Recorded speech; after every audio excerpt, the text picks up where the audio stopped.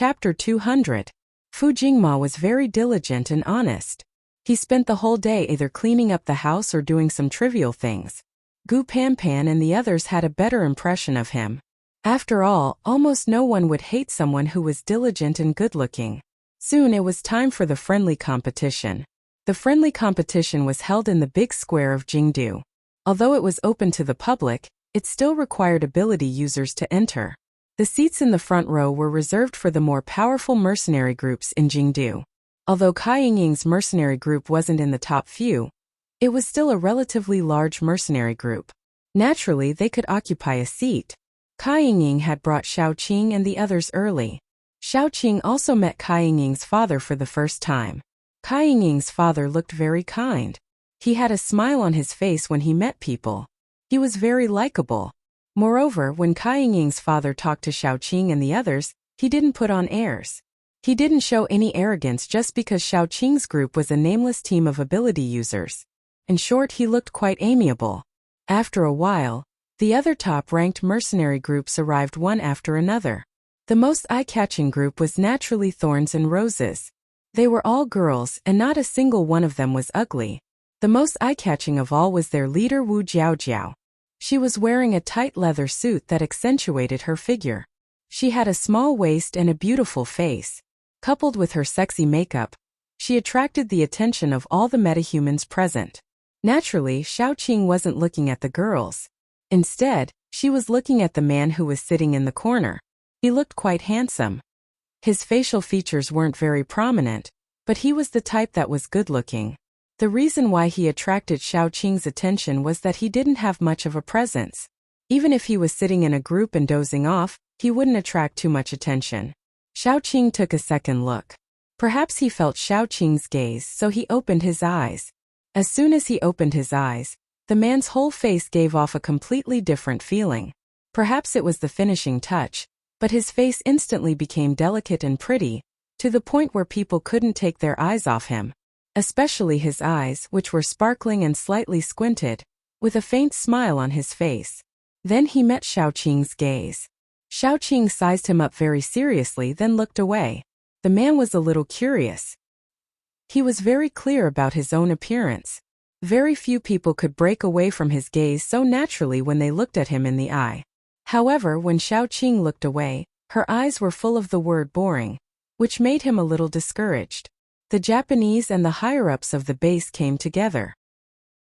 When the Japanese arrived, Xiaoqing almost jumped up because at the back of the Japanese team, there was a young girl in a cherry blossom kimono. Beside the young girl stood a young man with a long scar at the corner of his eye. Xiaoqing almost flew over and hugged the young man.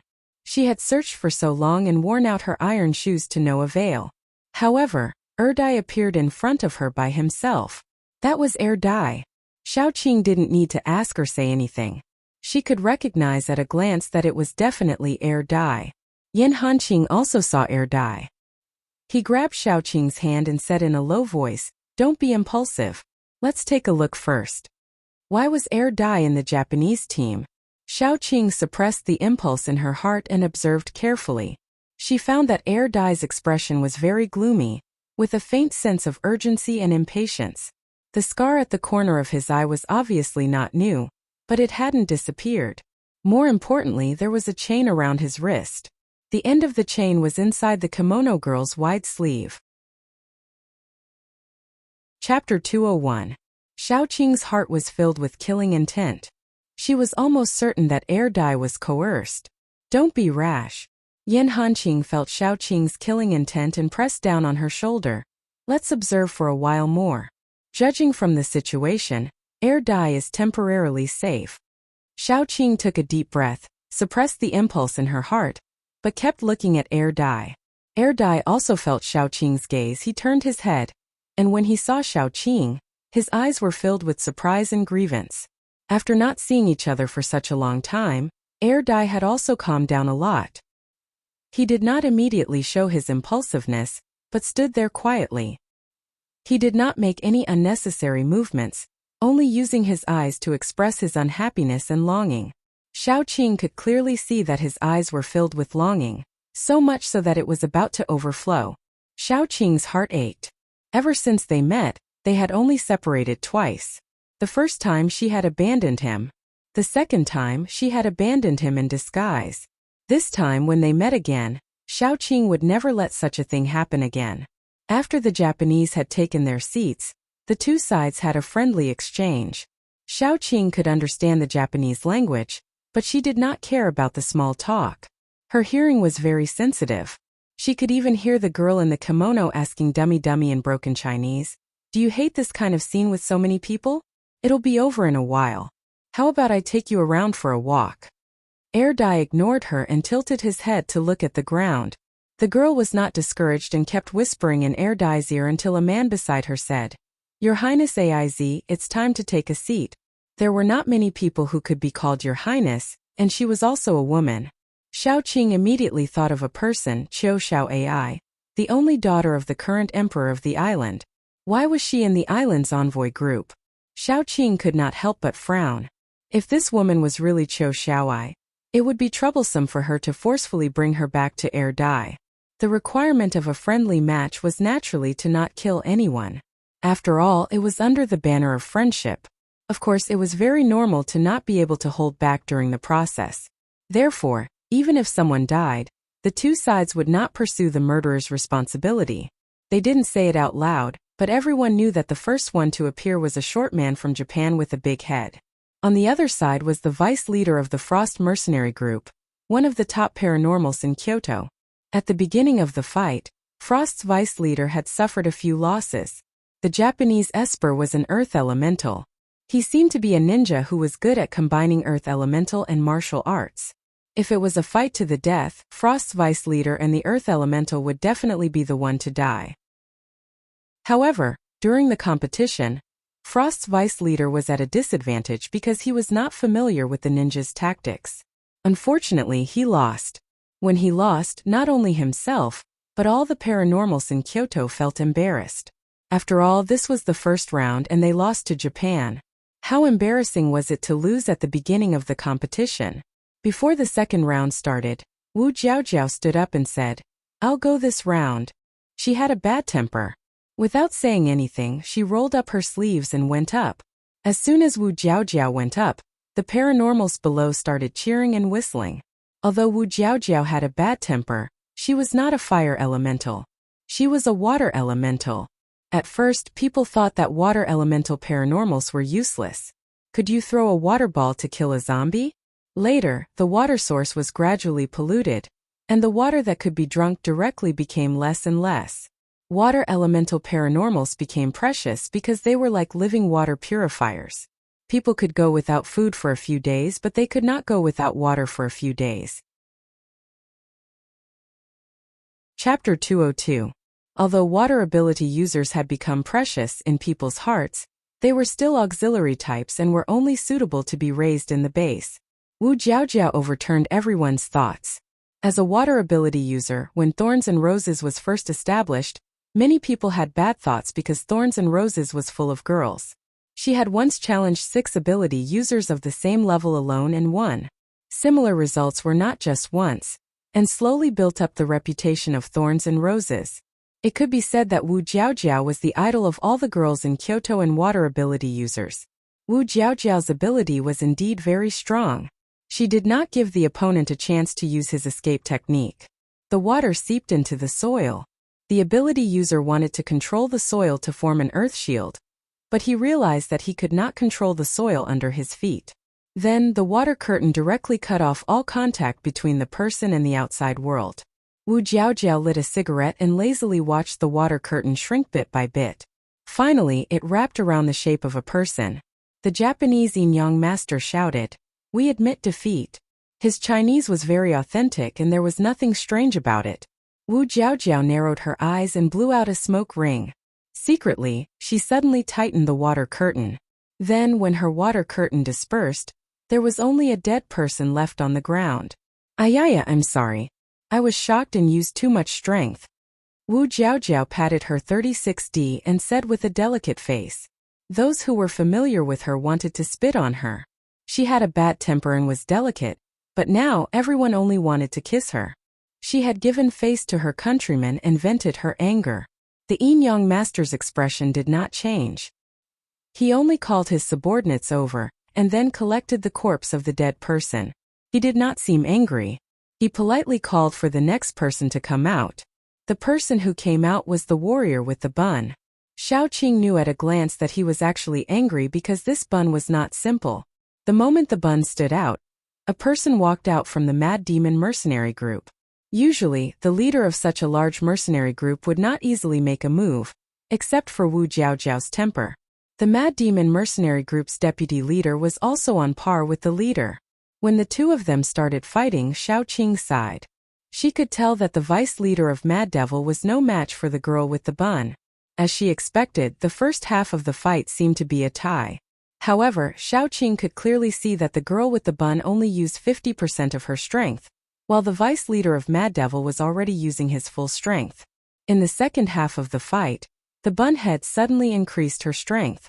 Mad Devil's leader didn't even have time to admit defeat before the vice leader was cut in half. It was split in the middle.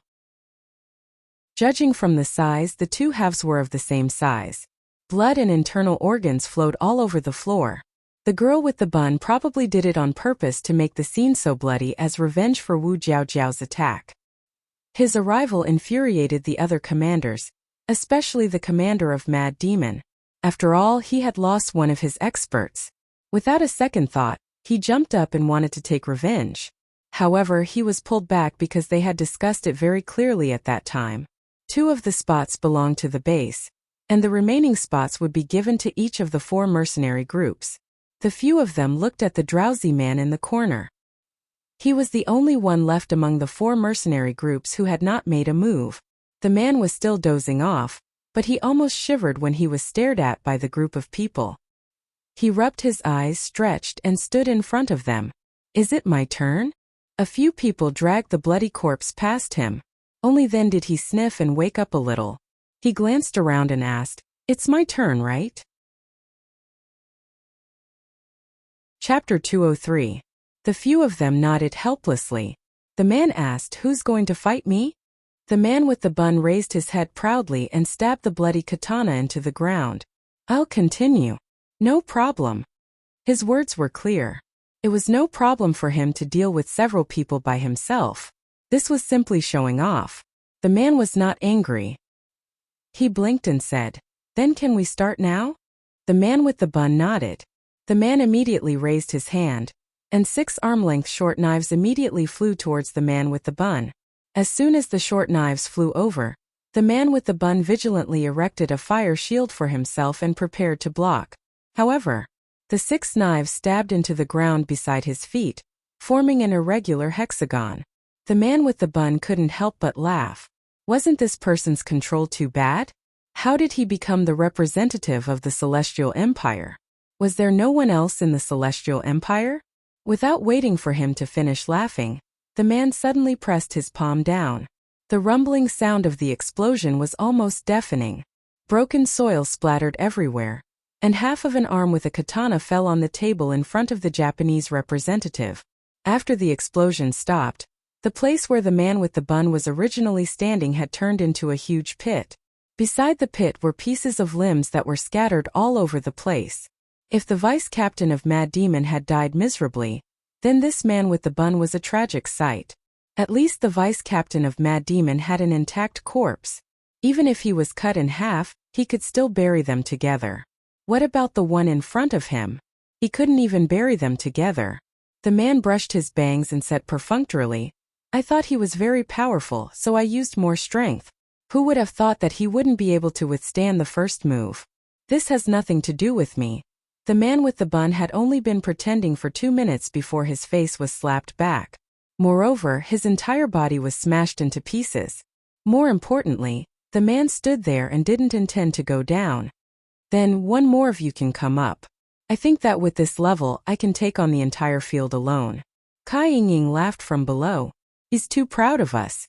He has to slap our faces like this. As expected of the leader of the Dark Thorn. I've decided. In the future my Prince Charming will be Zhu Machan, and my goddess will be Wu Jiaojiao." In the end, the man called Zhu Machan was unable to continue slapping his face because he was dragged away by his vice captain. The Onmyoji sitting at the very front unfolded his clothes and said humbly, "It's said that the Celestial Empire is vast and full of talents. It really lives up to its reputation. I'll take on the remaining 2 matches.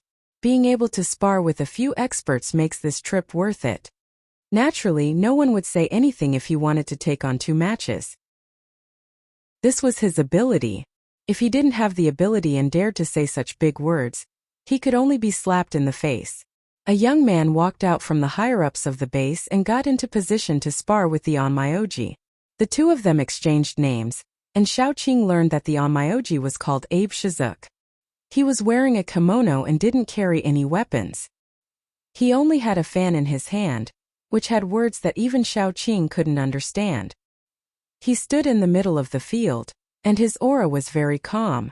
However, the paranormals on the base could not help but feel nervous. There were already thin energy fluctuations emanating from his body. However, in comparison he was not as good as Abe Shigeki. Is he related to Abe Saimai? Gu Panpan bit her finger and asked in a low voice. If one were to ask about Japan's Onmyoji, the most famous one would definitely be Abe Saimai. Abe Shizuke just happened to have the same surname as Abe Saimai, which made Gu Panpan curious. Abe Saimai's branch of the Onmyoji lineage had a gap and directly died out. The last Onmyoji of the Abe family had a female disciple. After the Abe family's bloodline died out, she gave birth to a child with her husband and let the child take on the surname Abe. Abe Shizuke should belong to this branch. Xiaoqing explained seriously. However, Gu Panpan would probably treat it as gossip. If it weren't for the arrival of the apocalypse and the appearance of zombies, paranormals, and those mutated animals and plants, Gu Panpan would definitely think that the Onmyoji were also a legendary existence. The Onmyoji called Abe Shizuke bowed politely and began to move. When he moved, it was impossible to tell what kind of paranormal he was. This was because no matter if the paranormals on the base released fireblades or fireballs, he would use the fan in his hand to easily block them. His other hand was always behind his back. This kind of attitude was really too arrogant. The paranormals gradually became angry. He pushed Abe Shizuke away with a ring of fire. Then, he used nearly 3 seconds to condense his power. Finally, a ring of red light suddenly appeared under Abe Shizuke's feet. Scorching flames erupted like a volcano and drowned Abe Shizuke. The moment Shiroyuki Abe was submerged, many people breathed a sigh of relief. However, Xiaoqing's heart skipped a beat because she saw the space behind the Esper from the base suddenly fluctuate, and then a figure appeared. This figure was none other than Abe Shizuke, who had just been submerged. He raised his folding fan and 3 green lights formed a diamond-shaped light blade and stabbed towards the paranormal's back. This was clearly a wind blade. Teleportation should belong to the space element, and wind blade should belong to the wind element. Could it be that he was a dual-element paranormals? Xiaoqing could be considered a dual-element paranormals now. In addition to the wood element that she completely controlled, Xiaoqing also comprehended some space abilities. Although she was still not proficient in using space, she only lacked time. If she was allowed to become a dual-element paranormals, why couldn't others be allowed to do the same? However, Abe Shizuke quickly changed her view because the paranormals from the base weren't weak. After sensing the killing intent, he rolled forward and dodged the wind blade. At this time, Abe Shizuke stretched out his hand and a vine drilled out from the ground, trying to bind the paranormal's ankles. Triple element. Chapter 204. Vine Fireball Earth Shield. Shizuyuki Abe used 5 different abilities in succession, which made the jaws of the onlookers drop to the ground. How to describe it? For an ordinary person to become an ability user, it was already a great fortune, but Shizuyuki Abe actually had 5 different abilities. This discovery made the paranormal from the base a little flustered. He had a preconceived notion that he would lose. In the end, he was knocked out of the field by Shiroyuki Abe's folding fan. Although Shiroyuki Abe's movements were very elegant, when the paranormal left the field, he spat out a mouthful of blood. His face instantly turned pale. His internal organs were injured. If he didn't take a good rest, it would be a big hindrance to his future promotion. More importantly, after this paranormal left the field, the base couldn't send out a second person to compete with Shiroyuki Abe. It wasn't that there was no one in the base, but that no one thought that they could beat the paranormal who lost. If they lost this last round, they would lose a lot of face in this friendly competition. However, in this situation no one dared to say that they could beat Abe Shizuke. He had already displayed 5 types of abilities. Looking at how skillful he was, who knew if he still had other tricks up his sleeves? The field suddenly fell into a deadlock. Some people were eager to try, but no one dared to stand out and try. A few of the stronger paranormal, such as Wu Jiaojiao, had already fought before. If they fought again, wouldn't people say that there was no one in the Celestial Empire? Xiaoqing sat quietly. She had the urge to go down and try, but she didn't want to expose herself. Although strength could be used as a deterrent, she didn't have any great power, so there was no need for that. Now the biggest problem Xiaoqing was facing was actually Air Dai. Instead of showing off, it was better to think about how to rescue Air Dai without anyone knowing. In fact, she had another choice, which was to ambush Shiroyuki Abe and Shiroyuki Abe when they left Kyoto and rescue Air Dai by force. However, a long delay could lead to many problems. Xiaoqing was afraid that something would happen during this period. She didn't want to see any damage to Air Dai, so it was better to save Air Dai as soon as possible. Xiaoqing gritted her teeth and suddenly stood up. She spoke in fluent Japanese. "Mr. Onmyoji, I would like to experience your ability. But before that, I have something to discuss with you." When she stood up, Xiaoqing had already made up her mind. The worst-case scenario was that she would forcefully take Air Dai away. If anyone tried to stop them, it would definitely be the Japanese. Killing them would not be a pity. Instead, it would be quite satisfying. The worst thing she could do was to launch a zombie siege. So what if she had to go against the entire human race? As long as the people she cared about were fine, that was enough. "May I know what this beautiful young lady wants to discuss with me?" Abe Shizuke elegantly listened to her. Xiaoqing pointed at Air Dai and said, "The young man over there is my relative. He was accidentally lost. I don't know what happened to him. He will be in your team. I hope you can bring him back."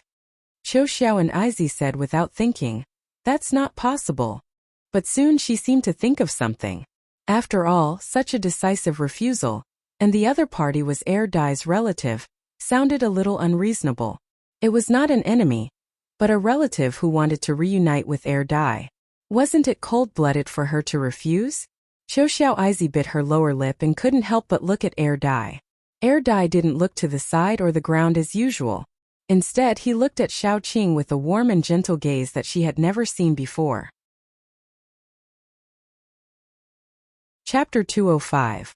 At that moment, Qiu Xiao Izzy knew that what Xiaoqing said was true. Qiu Xiao Izzy's nose twitched, and she felt a little sad. The first time she saw Air Dai, she sneaked out and encountered a mutant beast. Air Dai happened to pass by. He was in a hurry to run south, but when he saw the group of mutant beasts, he turned around. He was a little injured in the midst of a group of mutant beasts. He looked very fierce. Qiu Xiao Izzy felt that she was like a princess who had been saved by a hero. Her heart was full of indescribable feelings. Of course, that was because Qiu Xiao Izzy didn't know that Air Dai just wanted to get some high-grade crystals and bring them back to Xiaoqing. Later, Abe and Shizuyuki came. There was a communication barrier between the two sides, and Air Dai was hot-tempered. As a result, there was a conflict. Air Dai certainly couldn't beat so many paranormals. Besides, he had a lot of secrets that he couldn't show to others. Therefore, Air Dai was caught. Naturally, Qiu Xiao Izzy was reluctant to let Air Dai become a prisoner. In her heart, Air Dai was the hero who saved her. However, Air Dai went crazy once and tried to leave several times, so she had to trap Air Dai. Now, the person that Air Dai really cared about was here. She wanted to trap Air Dai, but she had no excuse. Even so, Qiu Xiao Izzy still didn't want to hand over Air Dai so easily. She pretended to be spoiled and said, "If you can defeat Shizuyuki, then I will give him to you. If you lose, I won't give him to you." Xiaoqing's original plan was to avoid using force as much as possible. But with the situation in front of her, it was impossible not to use force. She calmly said, "Then please enlighten me, Yinyang Master." Xiaoqing's approach was actually very abrupt. After all, the people present were all famous paranormals in Kyoto, and she was not famous at all. Speaking of which, she was not qualified to stand up or even speak. Therefore, a few superpowered people who thought they were smart immediately stood up to stop her. If you're not capable enough, don't come out and embarrass yourself.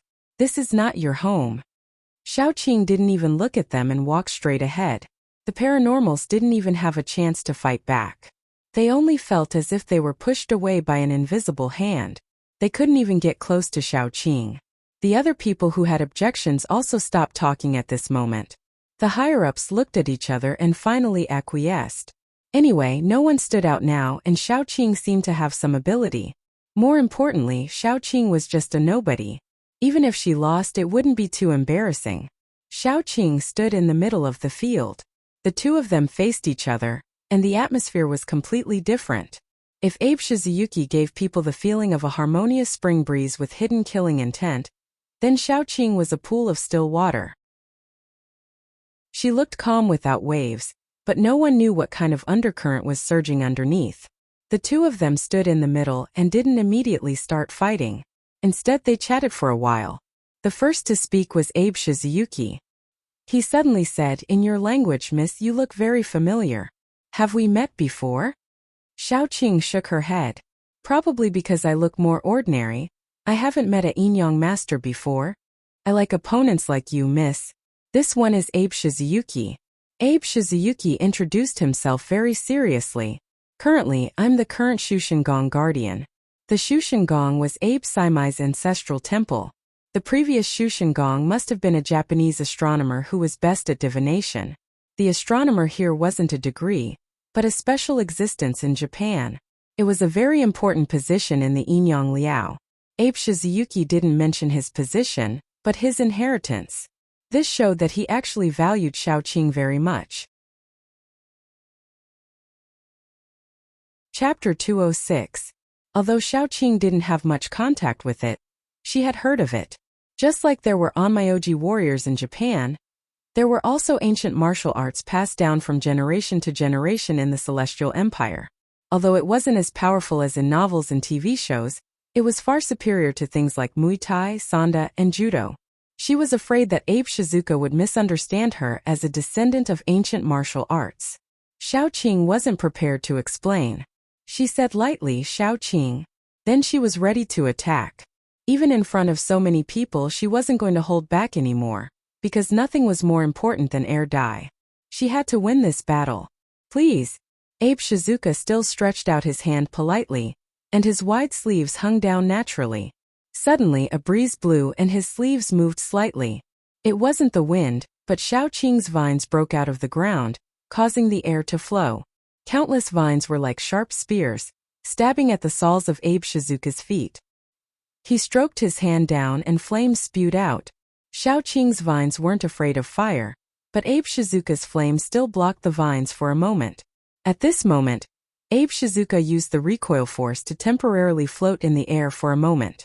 In the next second, countless air currents carried him away from the vines soaring into the sky. Xiaoqing had already appeared beside Abe Shizuka at this time, and a solid punch landed on Abe Shizuka's body. A layer of water suddenly appeared on Abe Shizuka's body. The power of the water circle was very soft, but it pushed Xiaoqing nearly a meter away, and the distance between them immediately increased. But when Xiaoqing and Abe Shizuka's water circle came into contact, she felt that something was wrong. The feeling that the water circle gave her wasn't like a pure water ability. With this doubt, Xiaoqing commanded the vines to harass Abe Shizuka, and she once again launched an attack on Abe Shizuka's body.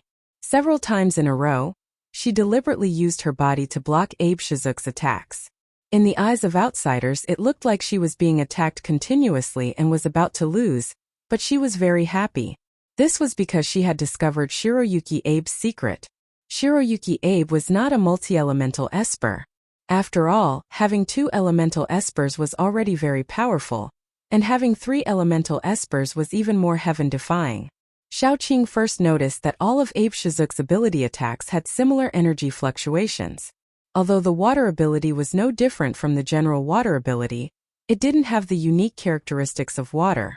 To put it simply, his special ability was only on the surface, but it did not have the most important part, such as the heat of the flames and the vitality of the wood element. In that case, Shiroyuki Abe should have a special ability to assimilate her own energy into various types of abilities.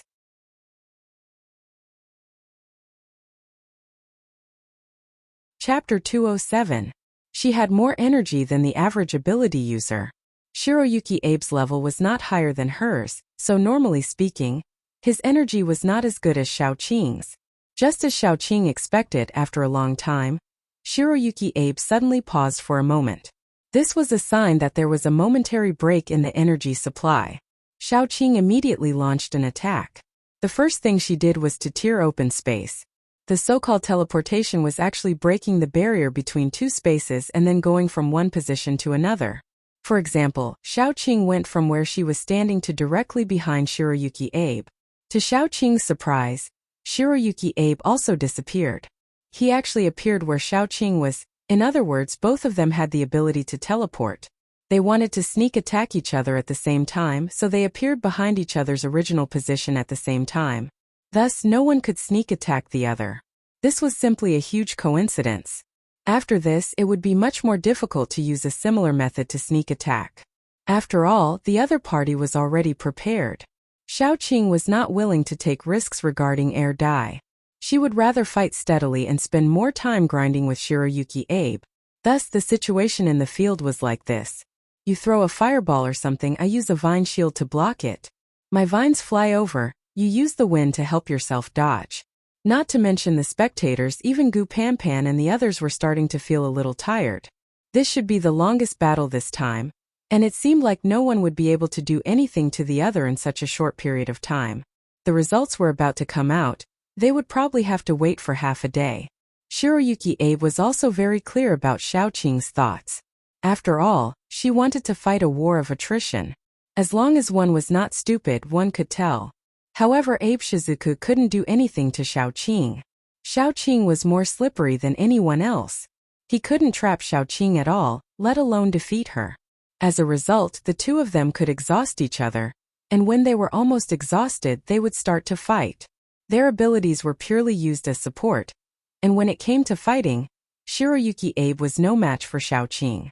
To put it bluntly, Xiaoqing had been through hundreds of battles, and she was incomparably proficient in fighting before the apocalypse. But Shiroyuki Abe? His status was very high, and he didn't need to do anything himself, let alone fight. Who would dare to offend him? As a result, it became Xiaoqing beating up Shiroyuki Abe, and Shiroyuki Abe could only rely on his dodging technique to escape. Originally, when the spectators saw Xiaoqing getting beaten up in the first half of the battle, their morale was very low. Some people even lowered their heads, unwilling to watch the result. How hard was Xiaoqing's body? She smashed a big hole in the ground. If an ordinary metahuman was in such a situation, not to mention broken bones, at least they wouldn't be able to get up. Many people were very nervous. They looked at the big hole and soon saw Xiaoqing climb out. Yes, she crawled out. Her clothes were ragged and her hair was covered in dirt. She looked a little ridiculous, but no one laughed out loud because Xiaoqing stood up. Her left elbow was fractured, and the broken bone had pierced through her skin and flesh, exposing her arm. Xiaoqing used her right hand to hold her left hand. With a fierce twist, her arm was righted. There wasn't even a trace of pain on her face. She calmly looked at Shiroyuki Abe and the big snake. She said that she wouldn't hold back this time. Chapter 208. No matter how strong Abe Shizuki was, after fighting for more than an hour, his power was almost exhausted. Besides, the intensity of the battle between the two of them was especially high. Xiaoqing moved her hands and feet, and the broken parts began to slowly heal. Only then did she walk forward. At this moment, in Abe Shizuki's eyes, Xiaoqing's eyes seemed to be emitting a silver-white light. It was very weak, but it was impossible to ignore. Abe Shizuki took a deep breath and pointed forward again. The silver-white, lifelike snake rushed out. The vines that soared into the sky immediately wrapped around the snake. Naturally, no one saw the black cracks between the vines. The vines entangled and twisted, and the snake turned into a pile of dirt. Abe Shizuki was stunned. He didn't expect the snake to be so weak. While he was in a daze, a spatial crack quietly appeared behind him. It quickly cut open a wound and then disappeared. If it was just that, it wouldn't be much. However, Abe Shizuyuki felt something enter the wound and grow unscrupulously in his body. Abe Shizuyuki instantly broke out in cold sweat. He used all his power to suppress the daughter in his body. Xiaoqing walked over step by step. Abe Shizuyuki knew that he had lost. If he wanted to fight, he wouldn't be able to suppress the daughter and would die. However, all his power was used to suppress the daughter. How could he block Xiaoqing's attack? I admit defeat. As soon as Abe Shizuyuki's voice fell, he felt the crazily growing thing in his body wither and shrink in an instant. Then it couldn't be found. Xiaoqing wiped the dust off her face. She looked past Abe Shizuyuki and looked at Air Dai. Her eyes were filled with gentleness as she walked over. Air Dai pounced over without saying a word, but there was a long chain locking him up. Xiaoqing's eyes flashed with a cold light. Without saying a word, she grabbed the chain. Her palm surged with the power of space and directly cut the chain. Air Dai smoothly threw himself into her arms and didn't go out. He had a lot of grievances and thoughts that he wanted to tell Xiaoqing, but he couldn't. The only way to express his feelings was to hug Xiaoqing tightly. Xiaoqing had been feeling very frustrated these days, but at this moment, she was completely relaxed. Xiaoqing didn't say a word and carried Air Dai back. She didn't even look at those island people, and naturally, she didn't notice the jealousy in Qiu Zhao's eyes. Yin Hanqing and the others had been waiting for a long time. When they saw Air Dai, they felt very happy. After all, they were a team and Air Dai was also an important member of them. When Air Dai came back, the feeling of missing something was gone. To be honest, this battle wasn't as exciting as the previous few battles. Moreover, it had lasted for a long time, but no one was sleepy. Everyone's eyes were wide open, afraid that they would miss something. Xiaoqing didn't have any reputation in the capital. Of course, that was in the past. After today, she would definitely be included in the list of experts in the capital. Xiaoqing wasn't someone who liked to be in the limelight. As soon as she returned to her seat, she said to Kai Yingying, "We're really leaving this time. Let's meet again if we have the chance." Kai Yingying was also very desperate now. She carefully compared and found that in terms of appearance, she was not as good as Xiaoqing. In terms of strength, she was not as good as Xiaoqing. In terms of background, her father was a little more powerful, but he was not as powerful as Xiaoqing. More importantly, Yan Qiuyue had never looked at her. The girl was also a bit tactful. She immediately suppressed the sadness in her heart and nodded. She also helped to stop Kai Yingying's father, who wanted to talk to Xiaoqing in detail. Xiaoqing quietly slipped away with her people. If she didn't leave now, would she wait for this friendship competition to end and then be taken over by others? Chapter 209. Most of the paranormals present, especially the leaders of the mercenary groups, had the same idea. Take Mr. Kai as an example. Xiaoqing was a level 4 paranormal, and one of the strongest among level 4 paranormals. If he could get Xiaoqing to join his mercenary group and make her the vice leader, his mercenary group would become the 5th strongest mercenary group after the top 4 mercenary groups as long as Xiaoqing agreed to stay. He was not the only one with such ambition.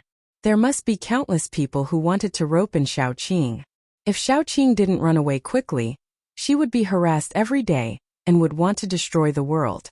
Therefore, Xiaoqing was smart enough to take Air Dai and the others out of Jingdu directly. When those paranormals realized what was going on, they were already gone. Xiaoqing was already outside Jingdu.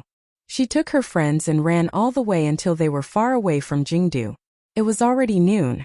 Yin Hanqing took Xiaoqing's place to cook, leaving Xiaoqing and Air Dai to sit together. Even Yin Hanqing reluctantly left some space for them. Air Dai hugged Xiaoqing and didn't want to let go. He kept rubbing against Xiaoqing's body. Xiaoqing tried to push him away, but he looked like he was wronged. Xiaoqing had no choice but to hold Air Dai in her arms again. Logically speaking, Air Dai was a zombie, and his body shape would not change. However, Xiaoqing felt that her Air Dai was thinner. When she held him, he was more painful than before. She pinched Air Dai's chin and looked at him carefully. The scar at the corner of his eye was not deep, but it could not be removed. Judging from the scar, it should be cut by something sharp. Even a zombie's constitution could not remove the scar. Xiaoqing rubbed it with her fingers. The scar wasn't deep, but it was painful. Dai immediately put his face in front of Xiaoqing. He wanted a kiss. Xiaoqing smiled helplessly and gently kissed Dai's eye. Okay. How old are you? Why are you still acting like a spoiled child? Oh right, I want to show you someone. Then she called Fu Jingma over. Fu Jingma was silent all the way until Xiaoqing called him over. When Fu Jingma saw Dai, his eyes became wet. He rushed forward and tried to hug Dai. However, Dai moved his butt and stuffed himself into Xiaoqing's arms. So Fu Jingma didn't. He didn't feel awkward. Instead, he said with reddened eyes, Shan, I'm your older brother. Don't you recognize me? Dai looked at him curiously. His bright eyes were filled with confusion. In the end, he couldn't even be bothered to look at him. He stuffed his face into Xiaoqing's arms and rubbed against it. Fu Jingma couldn't help but feel a little disappointed. He fell to the ground and asked softly, How did this happen? I'm sure he's my younger brother, but he doesn't seem to recognize me. Xiaoqing stood up and looked down at Fu Jingma. Her expression was unreadable. She asked, I'll ask you 2 questions. First, are you sure Dai is your younger brother? Second, are you willing to do anything for your younger brother? Fu Jingma gritted his teeth and said, He's definitely my younger brother. I let him down in the past. I didn't take good care of him. I owe him. Now that we're finally reunited, I'll do anything for my younger brother. Oh. Xiaoqing bent down. Can I do anything? Fu Jingma nodded and looked at Xiaoqing seriously. Dai, who was clinging onto Xiaoqing, immediately stretched his head out. He suddenly opened his mouth and revealed his sharp fangs. His eyes were dark red as if they were stained with blood. His face instantly became ferocious and scary. Not to mention his older brother. Even his biological parents would be frightened if they saw this scene. Especially with Xiaoqing as a comparison.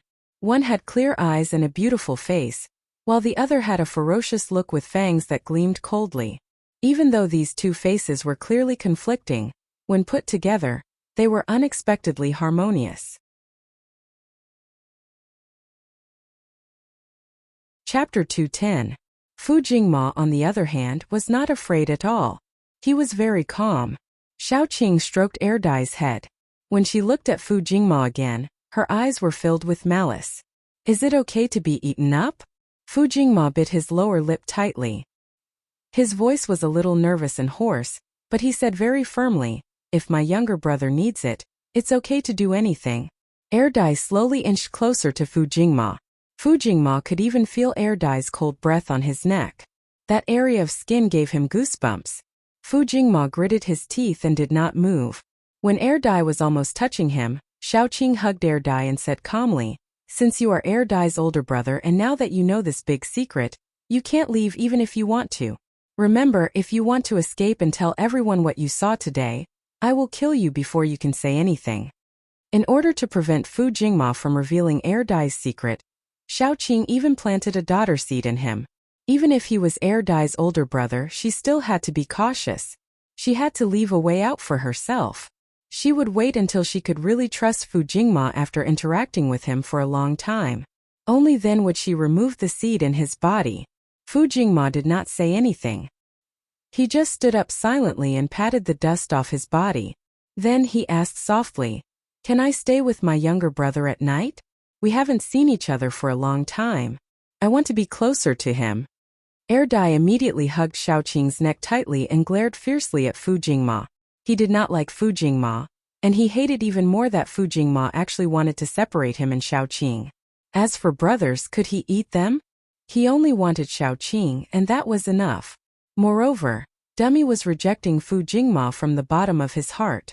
He didn't like him and he hated Fu Jingma getting close to Xiaoqing. Xiaoqing comforted Dai and said, Dai doesn't know you now. If you 2 stay together and Dai goes crazy, you won't be able to handle it. So, let's wait until Dai is willing to acknowledge you. Fu Jingma looked down, seemingly a little disappointed. Xiaoqing brought Dai, who was like an octopus, to the place where Yan Hanqing was cooking. The table was already set up and the others sighed.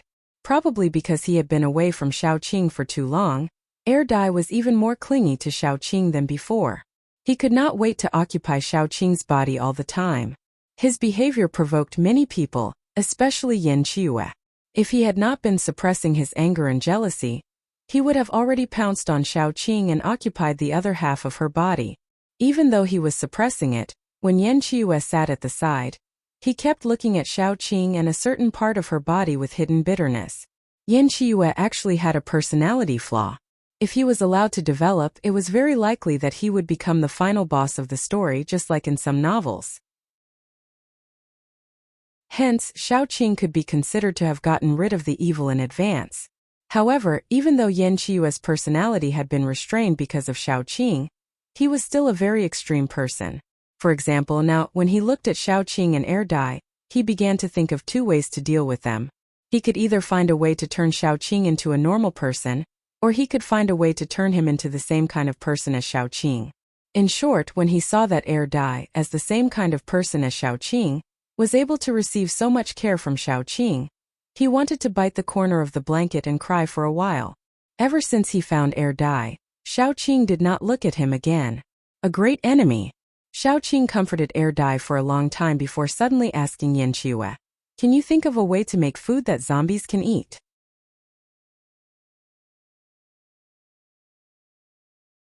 Chapter 211. Little Bun and Air Dai were all similar to zombies. Little Bun was better, he could absorb food like milk, but she and Air Dai vomited everything they ate. "Let me try." Yan Qiue was excited for a second, and then she said in a reserved manner, "Zombies absorb energy from flesh and crystals to maintain their lives and upgrade. I will study more on crystals and the flesh of mutant animals and see if I can make something." Xiaoqing nodded. At this time, Yan Hanqing had already prepared lunch. Fu Jingma took the initiative to help and put the dishes on the table. The group was ready to eat. Fu Jingma didn't think so in the past. After all, Xiaoqing had always been eating because Kai Yingying and the others were by her side. She would vomit after the deed was done.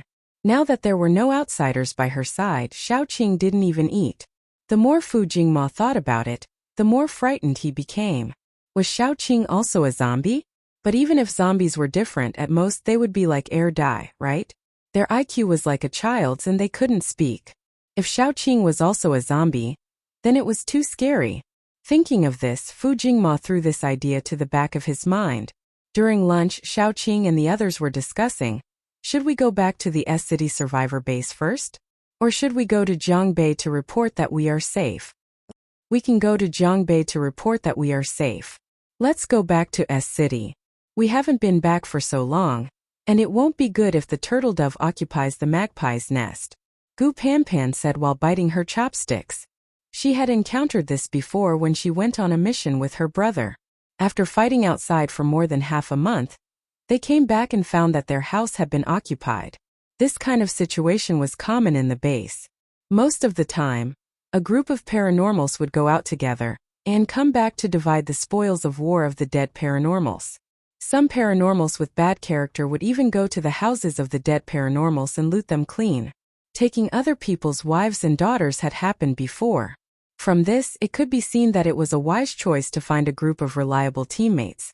Although the base had tacitly agreed that those people could plunder the property of the dead paranormals, there were still many people who wanted to plunder the property of those who were still alive and hadn't returned for a long time. If Xiaoqing and the others were unlucky, it was very likely that they would encounter such people. This was also the reason why many paranormal teams liked to leave one person at home to guard when they were out on a mission. When Xiaoqing left, she took away most of the important things, such as the crystal stones that she had saved. However, there were still a lot of food that was not easy to bring out, so she stored them at home. If they were plundered, it would be infuriating.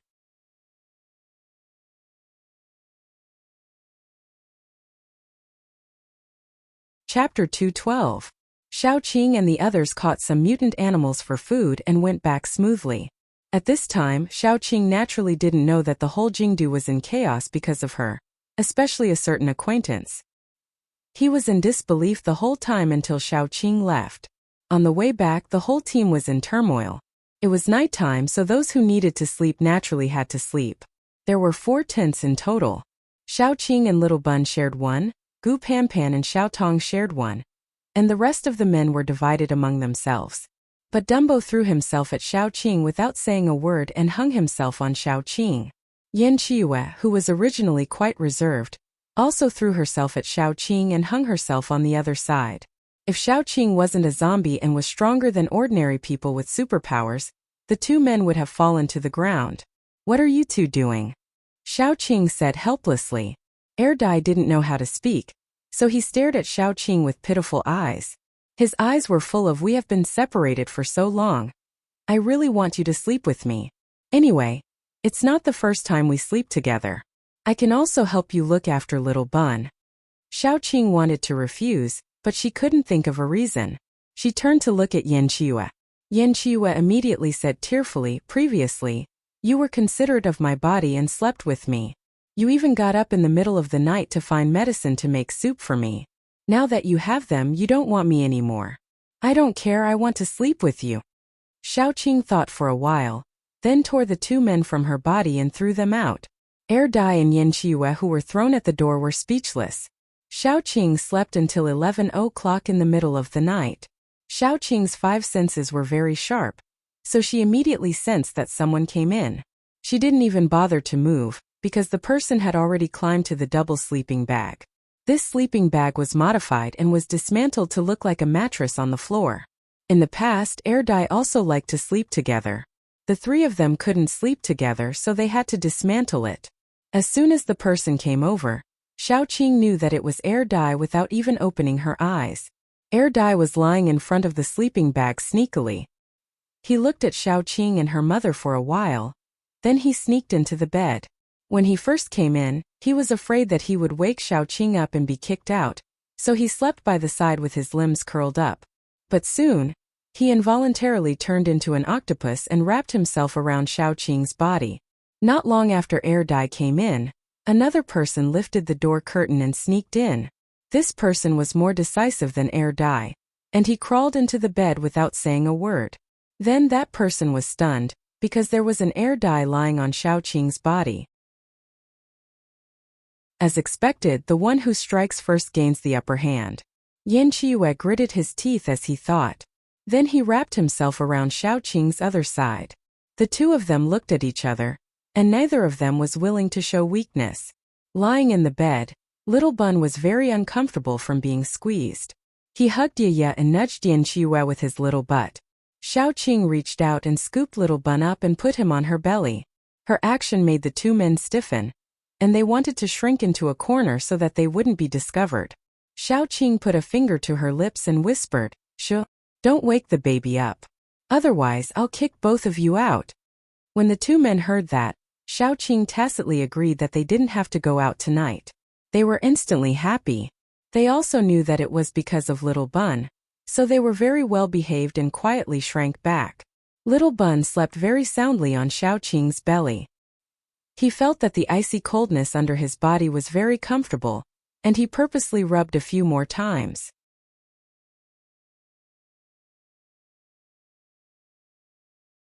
Chapter 213. The night passed uneventfully. When Xiaoqing woke up the next morning, the men sleeping on both sides of her had become octopuses that wrapped themselves around her body. Xiaoqing wanted to get up, but she had to wait for the two men to wake up. She helplessly opened her eyes and counted the crystallic nuclei in the space for a while. When she finished counting the high-level crystallic nuclei, the two men woke up with a steamed bun. The first one to wake up was Dai. When he woke up, Yan Qiyu also woke up. Dai was still in a daze, with a strand of hair sticking up on his head, which made Xiaoqing have an urge to rub his head. Yan Qiyu, on the other hand, had a different style. He lazily lay on the side and yawned. The corners of his eyes were a little moist, which made him look especially charming. Both of them were the best men, but Xiaoqing acted as if she didn't see them. She carried little Bun and got up to move her body. If she wasn't a zombie, half of her body would be numb and stiff after one night. As soon as Xiaoqing walked out, the two men immediately followed her. Thus, when Xiaoqing opened the curtain, she attracted countless gazes. Gu Panpan and the others all looked at Xiaoqing and the two men beside her. Especially the one who was in the same tent as Yan Qiyu and Dai. Their eyes all revealed the same message. I thought he woke up in the middle of the night to pee, but he ended up in Xiaoqing's tent. Shameless. Especially Gu Panpan, who couldn't wait to punch Gu Chuan. Why couldn't her brother learn from these two people and be thick-skinned and pester them? At least he could enter the tent and cultivate some feelings.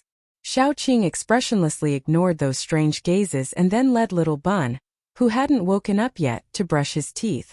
Recently, Little Bun had a new hobby, which was to brush Ye's teeth. As a mutated rabbit, Ye was the boss of all the rabbits. But in Little Bun's hands, it could only whimper and be manipulated. Little Bun pulled Ye's three-petaled lips and squeezed some toothpaste onto his toothbrush. He brushed Ye's front teeth very seriously. His sharp front teeth were brushed until they shone brightly, but Ye's eyes had already turned white. Imagining a rabbit being forced to pinch its mouth to brush its teeth, Xiaoqing somewhat sympathized with Ye.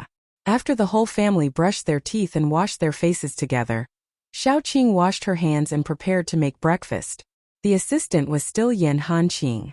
He squatted on the ground and picked the wild vegetables, then cut them into sections and slices them for Xiaoqing. Xiaoqing's group was the most leisurely paranormal team.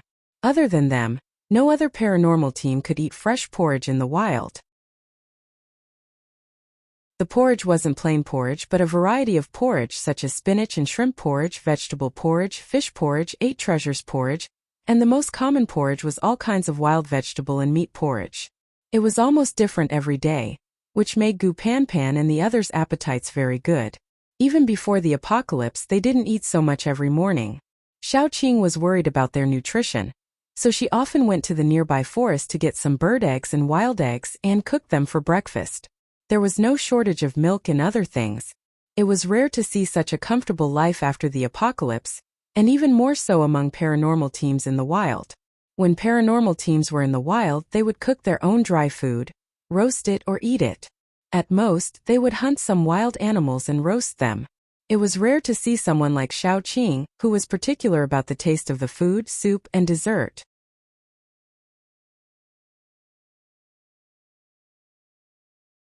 Chapter 2:14. After breakfast, the group continued on their way. When they left, they also drove the car that they had driven here. There were 2 cars in total. One was driven by Yan Hanqing, and the other was driven by Xiaoqing. Just as Xiaoqing carried Little Bao into the car, Dai and Yan Qiue took the initiative to squeeze into the car. Each of them took a seat. Gu Panpan wanted to stuff Gu Chuan into the car, but with Xiaotong in the car, there was no more space. Thus, she could only sit in the car driven by Yan Hanqing with her brother, Fu Jingma, and the others. Xiaoqing didn't need to look back. Through the rearview mirror, she could see Dai sitting on the left, Yan Qiue on the right, and Little Bao holding Ye in the middle. Little Bao blinked his big eyes, looking left and right. Then, he began to pout and crawl towards Xiaotong's seat. Little Bao crawled into Xiaotong's arms, and Xiaotong hugged him with a faint smile on her face. Now in Xiaoqing's team, the one who improved the fastest wasn't Yan Hanqing, who had the lightning ability, or Gu Chuan, who had the ice ability, but Xiaotong. She benefited from the special crystal hanging around her neck, and now she was infinitely close to level 4. With a little stimulation, she could become the second level 4 ability user in the team. The one who improved the second fastest was Yan Hanqing. He turned from an ordinary person to an ability user so he could endure hardships and was the most hard-working one. Without Xiaotong's cheat-like abilities, he was the only one in the team who was second only to Xiaotong. As for the slowest progress, it was probably Dumbo. If zombies wanted to evolve, the fastest way was to eat human beings, especially paranormals. Human flesh and blood could provide them with a huge amount of energy, far more than the energy provided by zombie nuclei at the same level. Paranormals could provide them with even more energy. What was the relationship between Dai and Xiaoqing before? Xiaoqing didn't know, but after following Xiaoqing, he definitely didn't eat even a bite of flesh, which caused his progress to be much slower than normal zombies. Now, most of the zombies had evolved to level 2 and some of them had evolved to level 3. There were even quite a number of level 4 zombies and some level 5 zombies. However, Dai was still at the peak of level 2, which was why he was easily captured by Abe Shizuk's men. Although Dai's fighting power was comparable to level 3 zombies because of his special body, he was still far behind other people. So, Dai was actually a little depressed. A long time ago when he first met Xiaoqing, he didn't even have emotions. But now he had learned those complicated feelings, and even learned to keep the unhappy things in his heart. However, Xiaoqing was very clear about his situation, and she was already thinking of a way. She would never let Air Dai eat humans. If Air Dai ate humans, what was the difference between him and those ordinary zombies?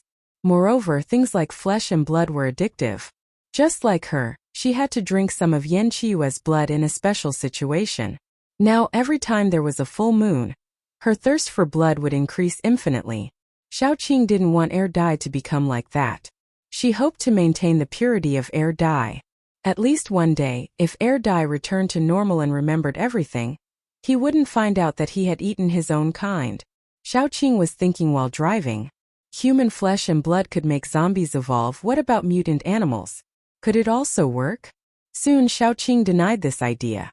She had eaten a lot of cooked mutant animals, but she spat them all out. Although she hadn't tried raw meat, the effect wouldn't be different just because it was raw.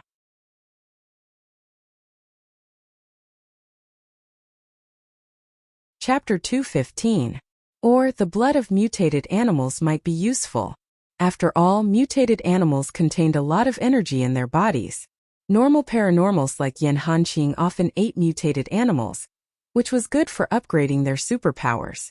Xiaoqing thought about a lot of things, but all of this could only be confirmed after an experiment. While she was thinking, she suddenly saw a person lying on the road in front of them. It was a woman wearing loose pink clothes, covering her belly with one hand. Her hair and clothes were a little dirty. Xiaoqing immediately stopped the car. Before she ran over the woman, Yan Hanqing also stopped the car. It might be a pregnant woman in front of us. Let's go and see. Xiaoqing got out of the car first, followed by Yan Qiue and Air Dai. Xiaoqing hurried over and helped the woman up. Are you okay? Before the last word was finished, the pregnant woman suddenly stretched out her hands toward Xiaoqing. The nails on her hands were more than 10 centimeters long, sharp and gloomy.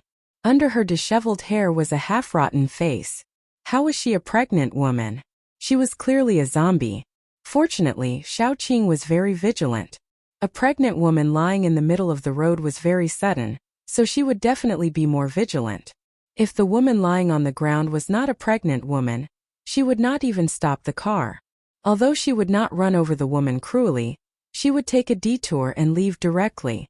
As soon as the pregnant zombie made a move, Xiaoqing kicked the zombie's chest, and then turned around and took 2 steps back. The zombie rolled on the ground, and a pillow rolled out of its bulging belly. It probably knew that Xiaoqing was not to be trifled with, so it got up and went into the woods by the roadside. After a few moves it disappeared. Yan Hanqing and the others who came later hurriedly asked Xiaoqing, "Are you okay?" Xiaoqing shook her head. Her reaction was very fast, so she was not injured at all. The others heaved a sigh of relief, but Xiaoqing's heart was in her mouth. Everyone be careful. She was worried about nothing but the evolution speed of zombies. How long had it been? There were already zombies who could make such a delicate ambush. If the person who was ambushed was not Xiaoqing, she would probably die on the spot. After all, almost no one would suspect that a zombie would pretend to be a pregnant woman to deceive people. This zombie was definitely very intelligent. She even learned to put a pillow in her clothes and pretend to be pregnant. The intelligence of the zombies was already very scary. Don't forget that Xiaoqing and the others were still in a relatively remote place. The more remote the place was, the smaller the population, and the weaker the zombies that came out. The zombies near or in the big cities had eaten a lot of people in the early days of Doomsday. Their evolution speed was much faster than the zombies in these remote places. But the zombies in these remote places had already learned to deceive people. Then, how far had the zombies in the big cities evolved? It seemed that people were not scared when they said that there were already level 5 zombies. According to the evolution speed, level 5 zombies were normal. This encounter made Xiaoqing even more eager to become stronger. Although she was already strong among the superpower people, the zombies were evolving. If she couldn't keep up with them, she wouldn't be able to escape the next ambush so easily. Xiaoqing now had a lot of people around her who needed her protection. She had no right to be capricious. She had to work hard. After going back to the S-City survivor base, We will take a big task. Xiaoqing took a deep breath and then said. On the way back, they would definitely encounter more zombies. When they encountered zombies, Xiaoqing would let Gu Panpan and the others fight. Then she would see how much their strength had increased during this period. After all, one had to know oneself and know one's enemy in order to be victorious in every battle. Once Xiaoqing had a clear understanding of Gu Panpan's strength, she would be able to go back and accept missions based on their strength and go out to gain experience. Superpowered people could not become stronger by hiding at home and constantly absorbing crystals. Without going through life and death battles, superpowered people could not withstand a single blow. Think about it, one was a tree that grew tenaciously in the wind and rain, and the other was a flower that grew in a greenhouse. How could their fighting strength be the same? Xiaoqing hoped that each of her friends could grow into a towering tree. Then, even if there was an accident in the future when they were separated, they could protect themselves.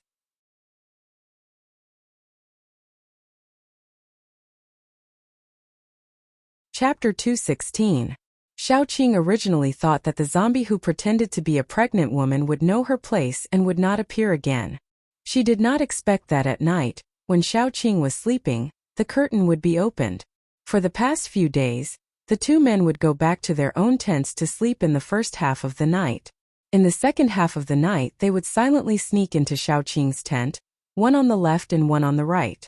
They almost turned Xiaoqing into meat buns. But tonight was different. When the curtain was opened, a faint smell of blood mixed with a rotten smell floated in. Xiaoqing originally thought that it was air dye in Yin Qiue, so she was too lazy to open her eyes. But once she smelled that smell, Xiaoqing knew that it was definitely not those two who came.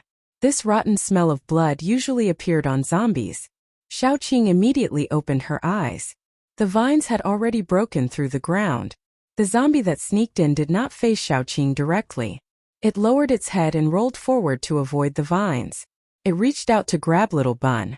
Coincidentally, Yiye was lying on Little Bun's stomach sleeping. When the sound of something breaking through the air sounded, it opened its eyes groggily and instinctively took a bite. The zombie's flesh was stiff and rotten, so the taste must be terrible. After Yiye took a bite, it lay on Little Bun's stomach and vomited. This was probably the most disgusting thing it had ever tasted in its life. Yiye's bite exposed the zombie's target. The reason for its sneak attack tonight was actually Little Bun. Xiaoqing did not say anything and first threw out a lantern flower. That lantern flower was picked by her when she was in the forest. Because its color and shape were unique and it could glow at night, she kept it. As soon as the lantern was thrown out, it hung on the roof of the tent, and the pink light illuminated the entire tent. The zombie was also exposed. She was wearing a pink dress with a tattered collar. Her exposed chest was a mass of rotten meat. Xiaoqing was familiar with this zombie. Wasn't it the scammer zombie they met during the day? This zombie was very bold. It dared to attack them in the middle of the night after messing with them during the day. Xiaoqing wasn't going to let it go this time. She closed her fingers and the vines that emerged immediately formed a cage-like cage, trying to trap the zombie inside. However, this zombie was very smart. When it saw Xiaoqing attacking it, it didn't even try to fight back. It just turned around and ran. However, it was unlucky. When it turned around, it ran into Air Dai, who was also attacking at night. Dummy was shocked. It reached out its paw reflexively and slapped Dummy back into the tent. Dummy happened to be caught by the formed cage. The zombie was still restless after being locked in the cage. It kept trying to use its claws and teeth to break the vines. However, Xiaoqing's vines were stronger than it expected. Its claws were almost broken, but it couldn't even scratch off a single thorn. Xiaoqing used the vines to hang the cage up and hung it at the entrance of the tent. After all, the scratching sounds made by the zombie would disturb Little Bao's sleep. After everything was settled, Xiaoqing opened the blanket and said to Air Dai, "Why are you still standing outside? Go to sleep." Air Dai didn't say anything and crawled into the blanket. He happily hugged Xiaoqing's waist. Originally, he tried to rub Xiaoqing's chest. In the past, he often used this action to take advantage of Xiaoqing. After taking advantage of her, he blinked his eyes and put on an innocent expression. However, this time he was slapped into the blanket by Xiaoqing. Xiaoqing used a lot of strength.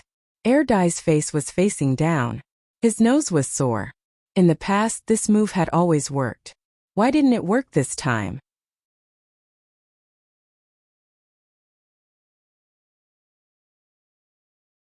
Chapter 217. Before Dai could figure it out, Yanchua also sneaked in. As soon as he arrived, he saw the cage hanging at the door and the zombie in the cage. He immediately adjusted his expression and rushed in with a worried face. Although Yanchua knew that with Xiaoqing's strength, it was impossible for her to get hurt. After Yanchua rushed in, she found a spot and prepared to plunge into Xiaoqing's arms to express her worry and fear. Of course, she could also use the excuse of checking if Xiaoqing was injured to take advantage of her. However, before he could jump into Xiaoqing's arms, he was slapped to the ground. Yanchua was speechless. Xiaoqing didn't want to indulge them anymore. She pulled the quilt and said coldly, "Go to sleep." No matter how much they wanted to do, they had to go to sleep. The next morning, Xiaoqing got up and went to brush her teeth and wash her face. She also took a carrot and fed it to Yaya as a reward. After all, it did a good job last night. After washing up, it was time to deal with the zombie. If it hadn't tried to attack the little bun in the middle of the night, Xiaoqing wouldn't have minded it running away. However, it dared to attack the little bun, which crossed Xiaoqing's bottom line. Xiaoqing studied it carefully. It was only a level 3 zombie, but it had mutated a little, so it was a little smarter than ordinary zombies. After studying it, Xiaoqing cut it into pieces and took out the crystal. Yanchua also dissected the zombie's body to study the reason why it became smarter. Then Yanchua was beaten up because when he was dissecting the zombie, the others were eating breakfast. Then he spread a mattress on the ground outside the tent and dissected the zombie. The air was filled with the smell of blood and rot, and the internal organs, especially the intestines, were all over the ground. It was a sour feeling. Gu Panpan took the lead and put down the bowl of porridge, then beat Yanchua down. In fact, Yanchua couldn't be blamed. All the researchers were like that.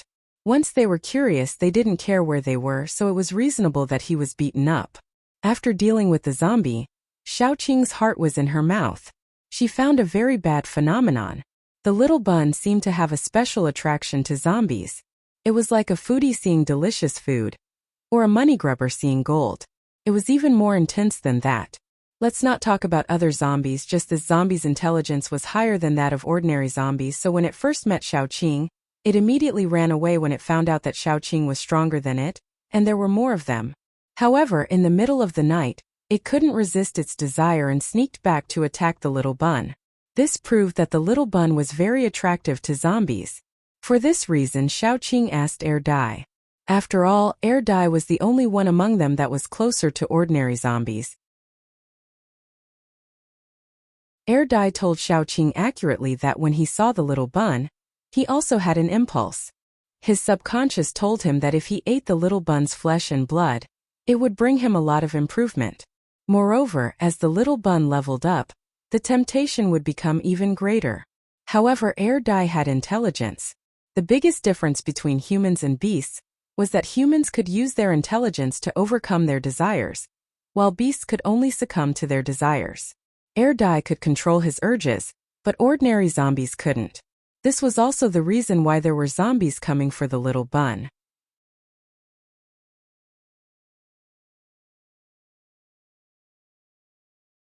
Chapter 218. Xiaoqing couldn't help but worry. Little Bun had become the target of zombies, and he didn't have much ability to protect himself. If he was left alone, it would be too dangerous. Little Bun also had a special ability that was similar to devouring. He could devour a lot of things such as superpowers and people's vitality. His devouring also worked on zombies, but the amount of energy he could devour was limited. Last time, when Little Bun devoured Xiaoyu in Linchuan Survivor Base, the energy in his body expanded for a long time before it was digested. Xiaoyu's level wasn't high. If it were a level 3 superpower user, Little Bun would probably only be able to devour a small part of the energy. If he tried to devour it forcefully, he would probably explode. When Little Bun reached level 3, he would be able to devour as much as he wanted. However, he couldn't devour too much, and his devouring ability would only work when he came into contact with the other party. This ability was actually quite useful. Most people wouldn't guard against a 4 or 5-year-old child. However, Xiaoqing couldn't bet that those people or zombies who had evil intentions towards Little Bun would show mercy to him. Therefore, how to protect Little Bun became a big problem. Especially zombies. If they caught Little Bun, their first reaction would probably be to eat him directly. Xiaoqing couldn't let her son be too far away from her. Not to mention her line of sight, it was best to keep him within a few meters. Only then would she feel at ease. It was useless to think too much. The best way to deal with it was to deal with it as it came. Xiaoqing thought about a lot of things, but in the end, she could only sigh and look at Ye in Little Bun's arms. Although Ye's fighting ability was pitifully low, it could still be of some help if something happened. Xiaoqing made up her mind to train Ye. On the road this time, Yanqiue was the one driving. Then Xiaoqing began to rummage through the stock. After rummaging through the stock, she opened Ye's mouth and began to feed him. I know it was feeding him like a rabbit. The things she fed Ye were all good stuff. Some of them were high-leveled zombie crystal nuclei. Most of them were around level 2. She and her companions had no use for them, but to Ye, they were already high-leveled crystals. There were also some plants that were beneficial to the evolution of mutated animals, as well as the crystal nuclei in the mutated animals. In short, Ye was in pain and joy the entire morning. After walking for less than half an hour, Ye had already risen to pinnacle level 3. Although its pinnacle level 3 was not as strong as those ferocious large beasts because of its race, its attack power was definitely not as strong as those ferocious large beasts. Also, because it was filled with crystals, it was much weaker than the average pinnacle level 3 mutated beasts.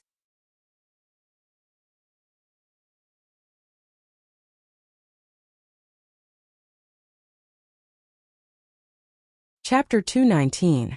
Thus, Xiaoqing caught a few mutated rats and cats and let Ye chase after them. It was fine if they couldn't catch up, but they wouldn't be able to eat lunch or dinner. Whether they would be able to eat tomorrow depended on their mood.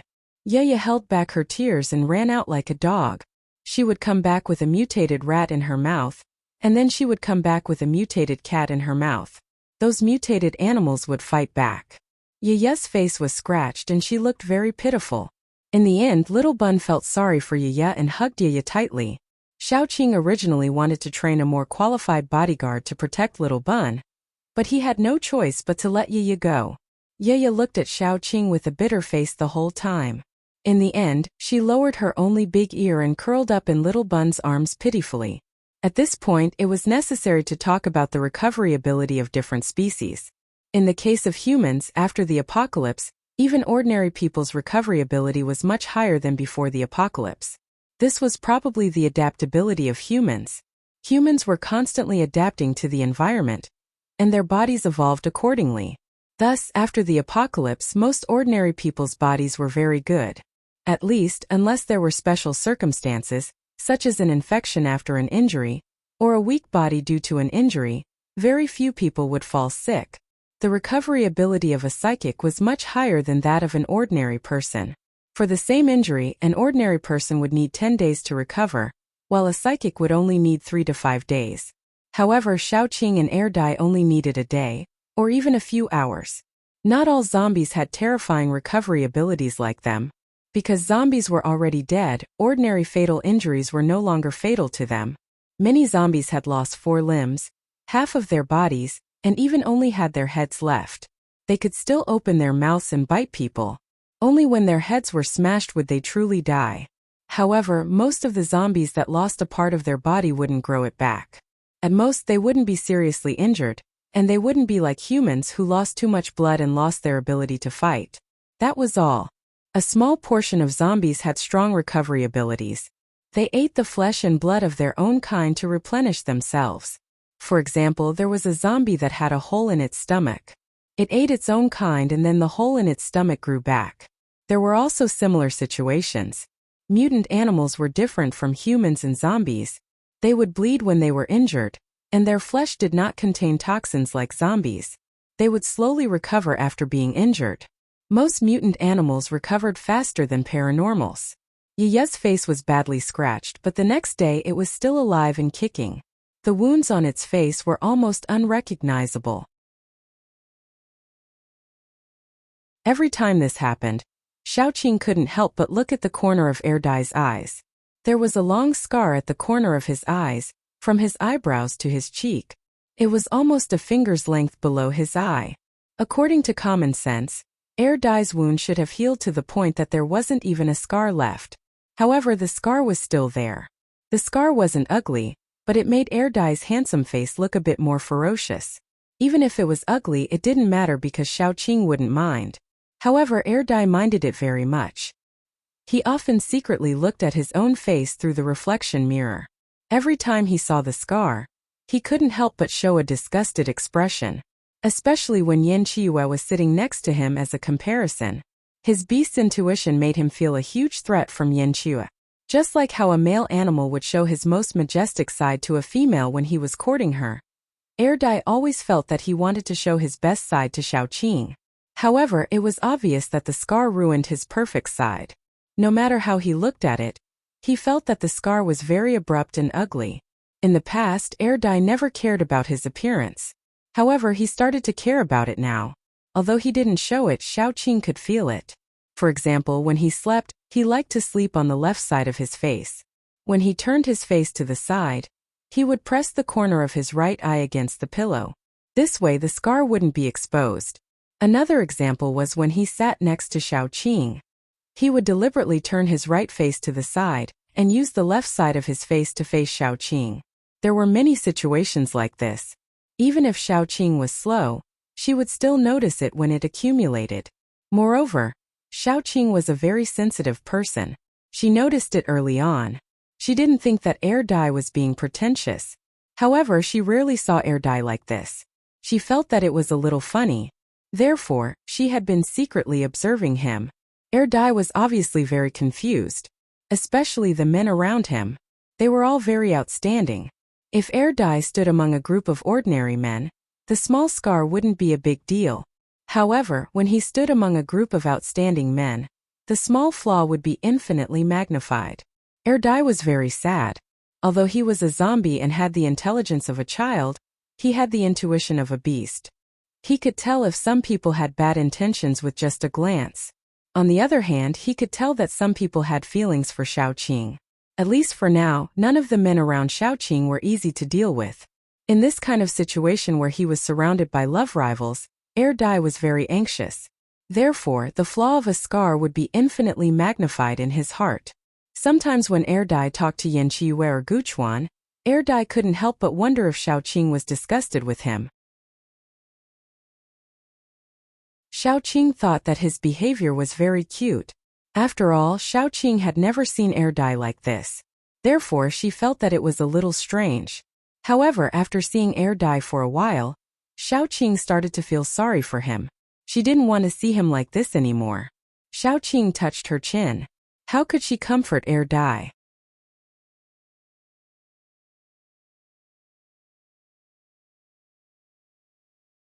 Chapter 220. Xiaoqing's method of dealing with it was very simple. She kissed Dai's scar. Dai was stunned at that time and didn't come back to his senses for a long time. The one who reacted the most was Yan Qiyu. He was holding a half-peeled apple, but he crushed it with a crack. The pulp and core fell to the ground, and even the fruit knife was twisted by him. The mole at the corner of Yan Qiyu's eye became more and more colorful. He looked at Xiaoqing, feeling very wronged. Qing didn't even kiss him.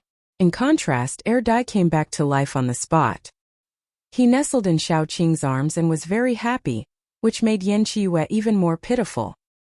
He held the fruit knife that had become S-shaped and looked at Xiaoqing pitifully.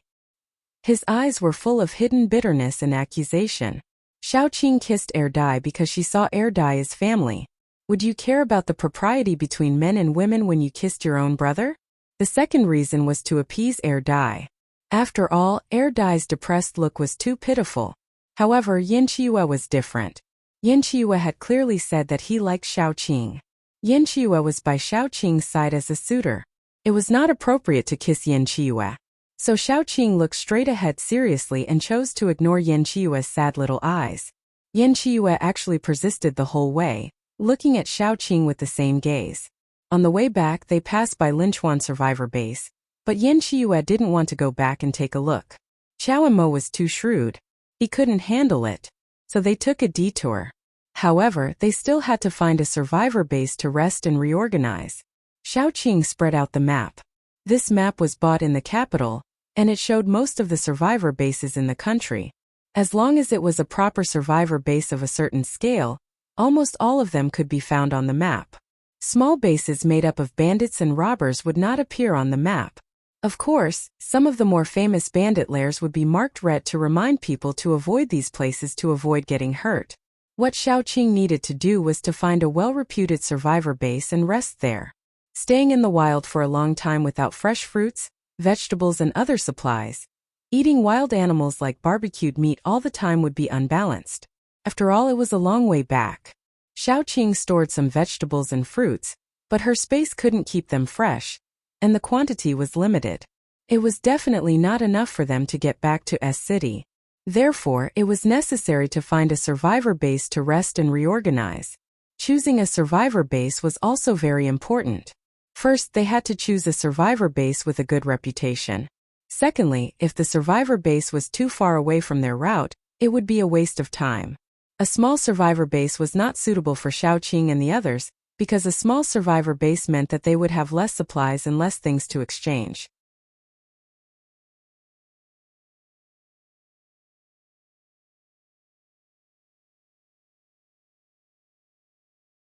Chapter 221. The specific situation was that there were a few young men and women in tattered clothes. They looked quite delicate, and behind them was a group of people dressed like dogs. The people at the front were leading dogs. The dogs were mutated and had long fangs. There was even saliva dripping from the fangs. Their gazes were very fierce. Among the young men and women, there was a young girl who looked to be about 15 or 16 years old. She seemed to have accidentally fallen down due to exhaustion. The other two girls were unwilling to leave her behind. They reached out to help her, but the people behind them let go. The ferocious-looking dogs pounced on them. Their actions were not an insult to their appearance. They were also very fierce. They bit the leg of one of the girls. The boys were also very loyal. They could have run away, but they turned around and helped the girl drive the dogs away. With this delay, the group of people was surrounded. Originally, Xiaoqing would not care about this kind of thing. He could not even protect himself in the apocalypse. How could he spare the energy to care about other people's business? However, what happened next deeply pierced Xiaoqing's bottom line. The group of people holding the dogs came up and held down the young men and women. They kicked and beat them while cursing, "A group of bitches, run again, run again.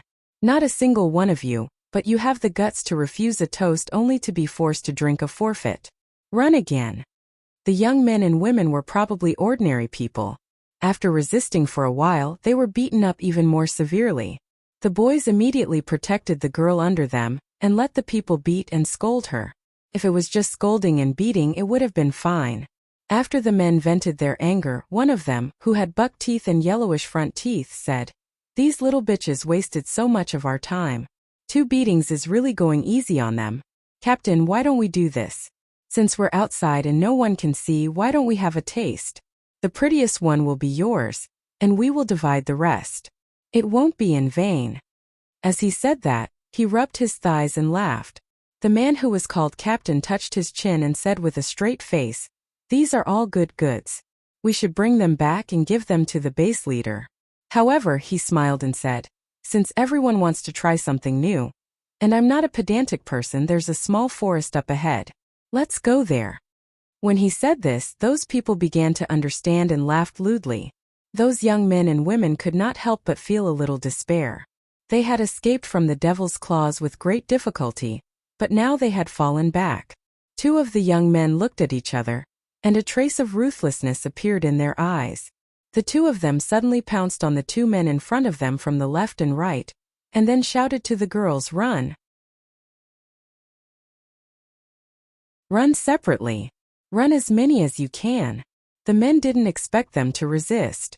They didn't pay attention and were pressed to the ground. Although the girls were weak, they knew what situation they were in now. They also knew that it wasn't time for them to be pretentious. They immediately ran away. The men flew into a rage out of humiliation. One of them extended his hand and threw out a wind blade, which directly pierced into the neck of the youth who had pounced on him. Blood splattered on his face. The youth was also ruthless. He opened his mouth and bit the youth's throat. Puff! Another stream of blood spurted out. After all, the physique of a paranormal was relatively strong. He couldn't bite off the man's neck, and he couldn't even break the man's throat. He could only break the man's throat, and that was why blood spurted out.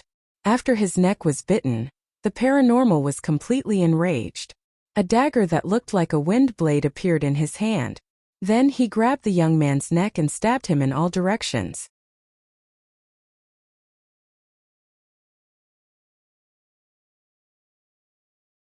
Chapter 222. Soon dozens of holes appeared on the young man's body, and he was about to die. Another young man wanted to imitate him. Before he died, he was able to bite the flesh of his enemy, but before he could do anything, he was kicked away. The kick was so powerful that the young man flew 2 meters away, and then he spat out a mouthful of dark blood. Obviously, his internal organs had been injured. How could the girls outrun the dogs? Soon, 2 of the girls were pounced on by the dogs. The dogs were smart enough to know that their owners needed the girls to keep their appearances intact, so they just held them down and didn't bite them. The other girl was luckier. She stumbled to the front of Xiaoqing's car. Seeing that the dogs were about to pounce on her, the girl shouted with a pale face, "Help!" Her voice was so mournful that even Xiaoqing couldn't bear to hear it. She didn't want to meddle in other people's business, but when she heard what happened, there was an unknown fire burning in her heart, burning very fiercely. Xiaoqing just gave a look, and Yin Qiuya tacitly took action and directly crushed the mad dog. The scene was a little cruel. The ground was full of blood and flesh, and even the girl's clothes were covered. The girl sat on the ground, gasping for breath. She couldn't help but tear up. After all, she was still an underage girl. Even if she had experienced the apocalypse, her mentality wasn't strong enough to face these things head-on. After pausing for a moment, the girl immediately reacted. She crawled up, grabbed the car door and begged with tears in her eyes, "Please save my friend, I beg of you," as she said. She seemed to be worried that Xiaoqing wouldn't help, so she knelt beside the car and kept kowtowing. She kowtowed very hard, and in a few moments her forehead was broken. Xiaoqing was about the same age as her, and her heart couldn't help but soften. She looked at Xiaoqing. Xiaoqing didn't say anything but just pulled the girl up, and then threw Yaya out. "Do you see those 2 dogs? If you win, I'll give you an extra meal tonight. If you lose, I'll cut off your carrots for a week." Xiaoqing ignored Yaya's resentful gaze and threw it out. Yaya's level was higher than those mutated dogs, but that didn't change the fact that it was a rabbit. Yaya moved its lips and prepared to make a fierce expression to scare the 2 dogs. Before it could make a ferocious expression, the 2 dogs looked at it fiercely. "Yaya, mommy Kikyu so scary." Xiaoqing leaned against the window and said leisurely, "A week's worth of radishes." Then Yaya rushed out without a word. It knew very well that its master's mommy meant what she said. If she wanted to cut off its radishes for a week, she wouldn't cut them off for 6 days and 33 hours. If it couldn't do what Xiaoqing said, it would probably really be cut off from its food. Yaya's only obsession in this life was its radishes. Whoever wanted to snatch its radishes was asking for its life. Hence, Yaya bared its rabbit teeth and rushed forward like a rabid dog. Oh, it was a rabid rabbit, and it jumped onto the back of one of the dogs. After it jumped onto the dog, Yaya started to scratch and scratch. It even bit the dog's ear and refused to let go. Just looking at its expression, it was exceptionally fierce. The dog was stunned, probably because it had never seen such a fierce rabbit in its life. It was stunned for a moment. Then it let go of the girl and started to roll on the ground. The dog and the rabbit were fighting like hooligans, rolling on the ground. No matter what, Yaya was still a level 3 mutated animal. Compared to this level 1 mutated dog, its level was much higher. Even if Yaya's attack power was low, it could still crush this dog just by looking at its energy.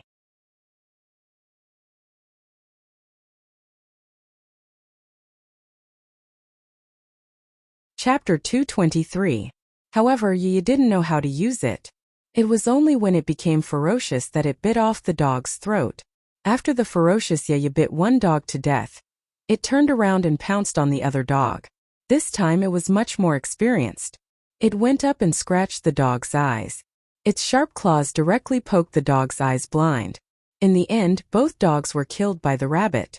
The ability users who came 2 steps later looked at Yaya and were stunned. One of them subconsciously said, "Yaya, this rabbit has rabies, right?" They had never seen such a ferocious rabbit that could bite 2 dogs to death in one go. Looking at that wild single ear, then looking at those red eyes, and a pair of front teeth, it glared at them with a particularly ferocious expression. It was as if it would pounce on them and bite them as soon as someone gave the order.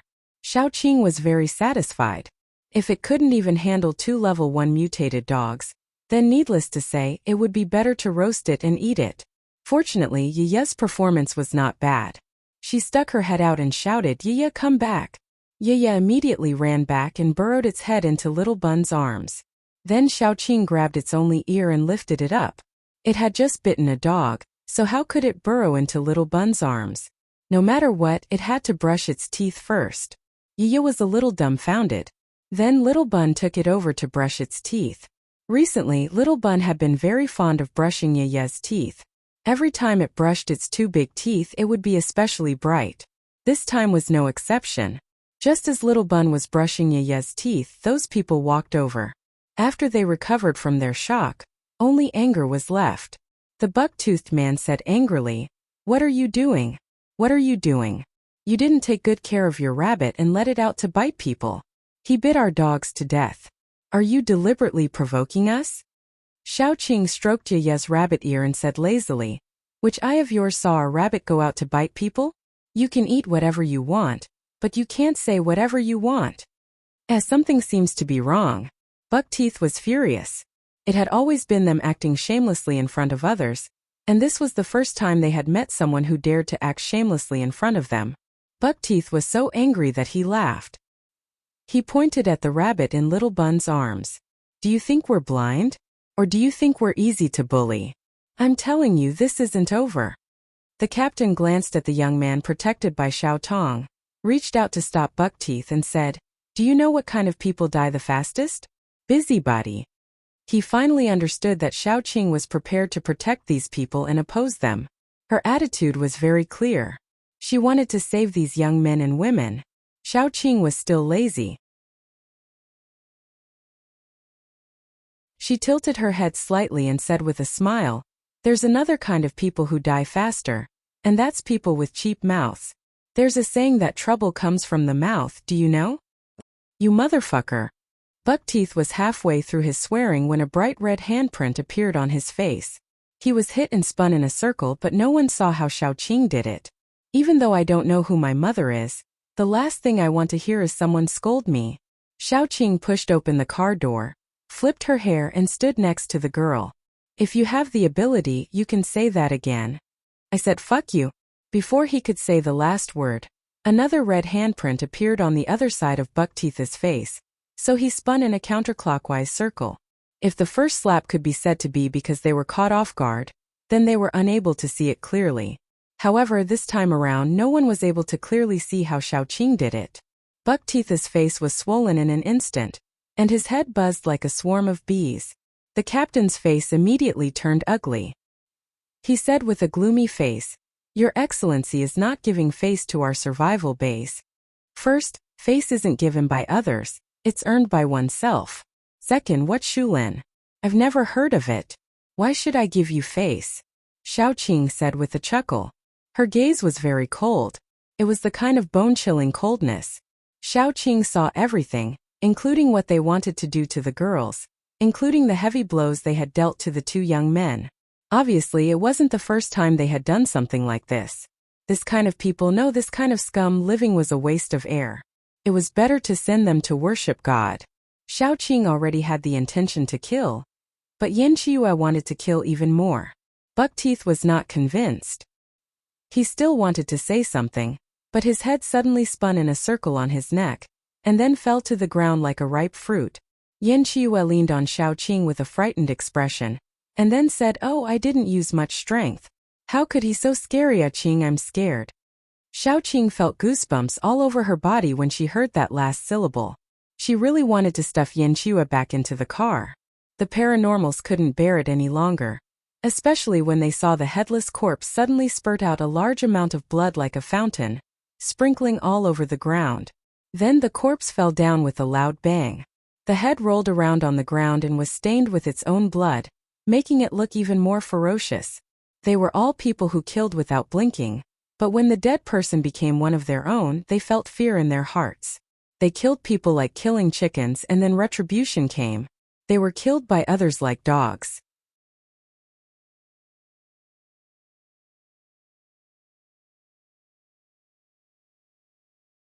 Chapter 224.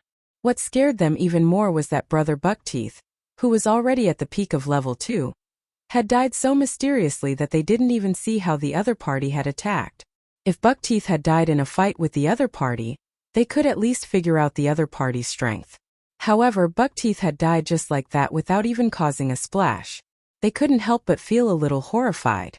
Either the other party had some special means, or their strength was far above Buckteeth's. No matter which possibility it was, it showed that Xiao Qing and the others weren't to be trifled with. Thinking of this, these people retreated.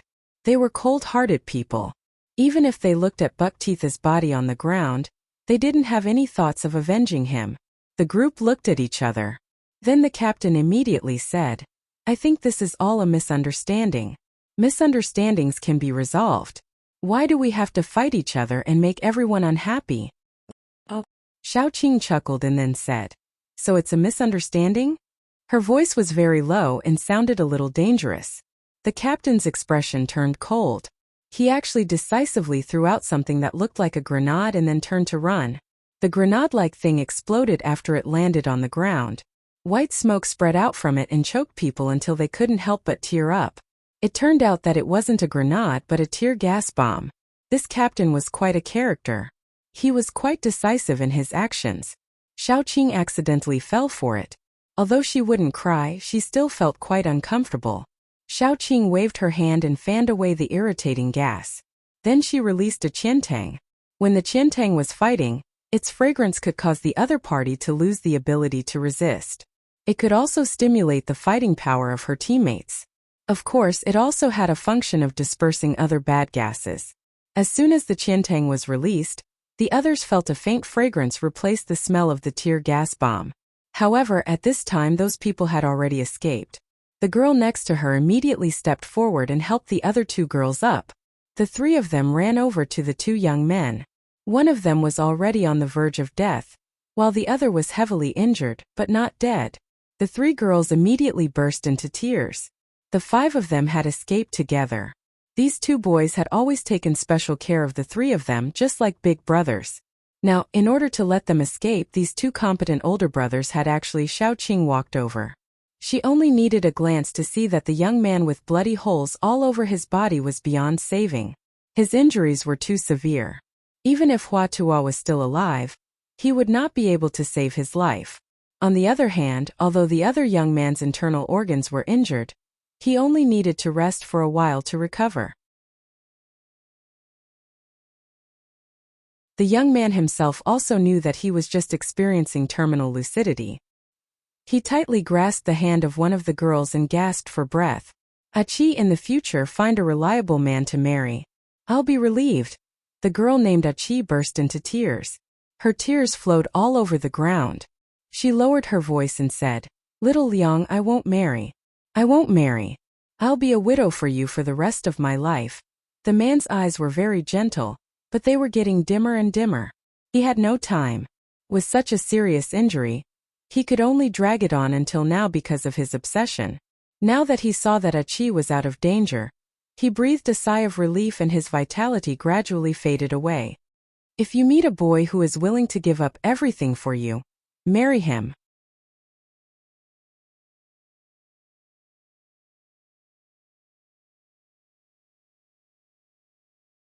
Chapter 225. The man didn't close his eyes until he died. He looked at Achi longingly, full of reluctance and nostalgia, which made people feel sad. Achi threw herself on his body. Her cries were heart-wrenching. Xiao Qing didn't know how to comfort her, so she took out some medicine to treat the other boy. Yin Qiue took out a cup from the car and poured water for the boy. The others also helped. The girl cried for a long time, and her eyes were swollen, but the man was dead. No matter how much she cried, it couldn't change the fact. The girl named Achi was quite strong. She solemnly thanked Xiaoqing, borrowed a shovel, and dug a deep hole on the side of the road to bury the man. In fact, she wanted to take him back to their hometown and bury him in the most familiar place. But in this era, she couldn't even protect herself. The only thing she could do was to bury him. At least the body wouldn't be destroyed by zombies or beasts. Xiaoqing watched the girl build a small grave with soil little by little, and his heart was full of mixed feelings. After burying the men, Xiaoqing got the complete story from them. The girl's name was Achi. The 5 of them had been captured by hunters and brought to the survival base in the vertical forest. Then, they would be sold as goods to superpowered people or people with money and power. They would become playthings. There were 2 kinds of hunters. One was the zombie hunters. They hunted high-level zombies and then sold their nuclei. They didn't join paranormals or mercenary groups. They were a maverick profession. The other type of hunter, on the other hand, hunted ordinary people. This type of hunter was like a human trafficker. They would go around capturing ordinary people with delicate looks and then sell them as playthings for others. Achi and the others were refugees. They didn't have any foundation or support, so they were targeted. After being caught, they didn't despair. Instead, they tried to escape. As a result, Xiaoqing witnessed the whole process. The vertical forest survival base wasn't large, but it wasn't small either. What was more coincidental was that the vertical forest survival base was near the one selected by Xiaoqing. The leader of the vertical forest survival base used to be a rapist. After the apocalypse, the whole country's system collapsed. Naturally, no one pursued the criminal. He just awakened his superpower, so he gathered a group of paranormals who were in prison with him at that time and later awakened their superpowers and established the vertical forest survival base. On the surface, the vertical forest survival base wasn't large, but it was a very formal survival base. In fact, it had been doing some black-hearted activities such as human trafficking. After catching ordinary people with delicate looks, they would train the most outstanding ones and then sell them to high-level paranormals or dignitaries at a high price. Generally, they would sell the ordinary people or use them in the base. The base had always been doing this kind of business. Because the higher-ups of the base were all criminals, they didn't have any moral values. On the contrary, because of the apocalypse, they became more and more rampant. However, the leader of the base was very good at dealing with people. He sent resources or beauties to the higher-ups of the nearby bases. No matter when, the fact that people were soft-spoken and soft-spoken would never change. Therefore, the vertical forest survival base was still safe and sound. Therefore, a lot of people were victims. Not only girls, but boys who were more outstanding would also end up in the same situation. After all, there were always some people who liked to try new things. There were also some people who were interested in boys. There were also some female paranormals who had such needs.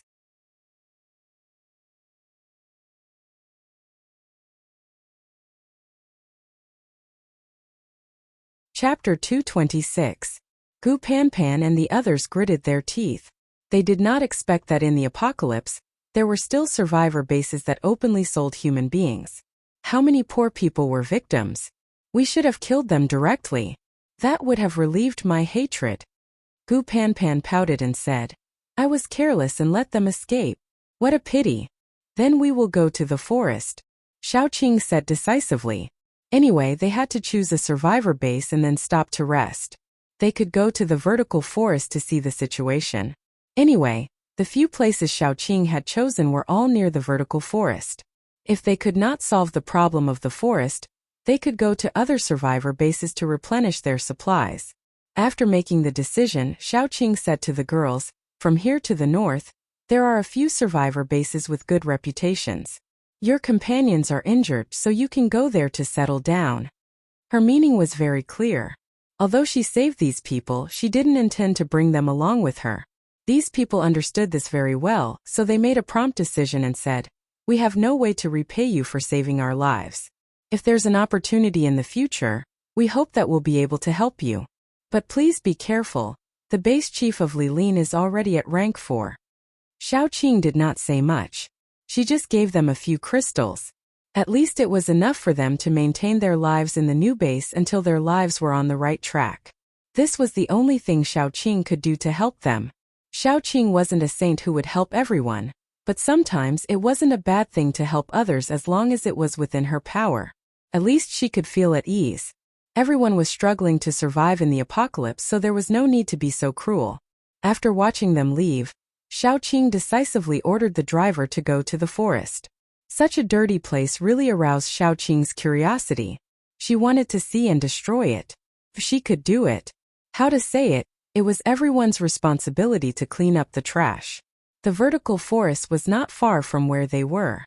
Before the sun had even set in the afternoon, Xiaoqing and the others had already reached the vertical forest. Normally, very few people would come to Shiline's survivor base. Firstly, it was located in a remote area. Secondly, the local survivors knew a thing or two about this base. Naturally, they wouldn't go to the thieves' den. In contrast, the inspection in the forest was relatively simple.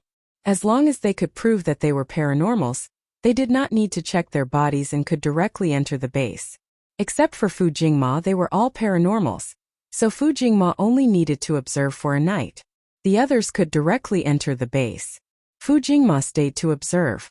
After the others entered the base, they rented an empty house. The atmosphere in the forest base was very strange. For example, at night, there was no one in the base could be said to be in the forest. Occasionally, a few people from the inspection team would pass by. Xiaoqing paid the money and got a key. Then, she followed the guidance of the base personnel and found the house they were going to live in temporarily. The group of people temporarily lived in the forest.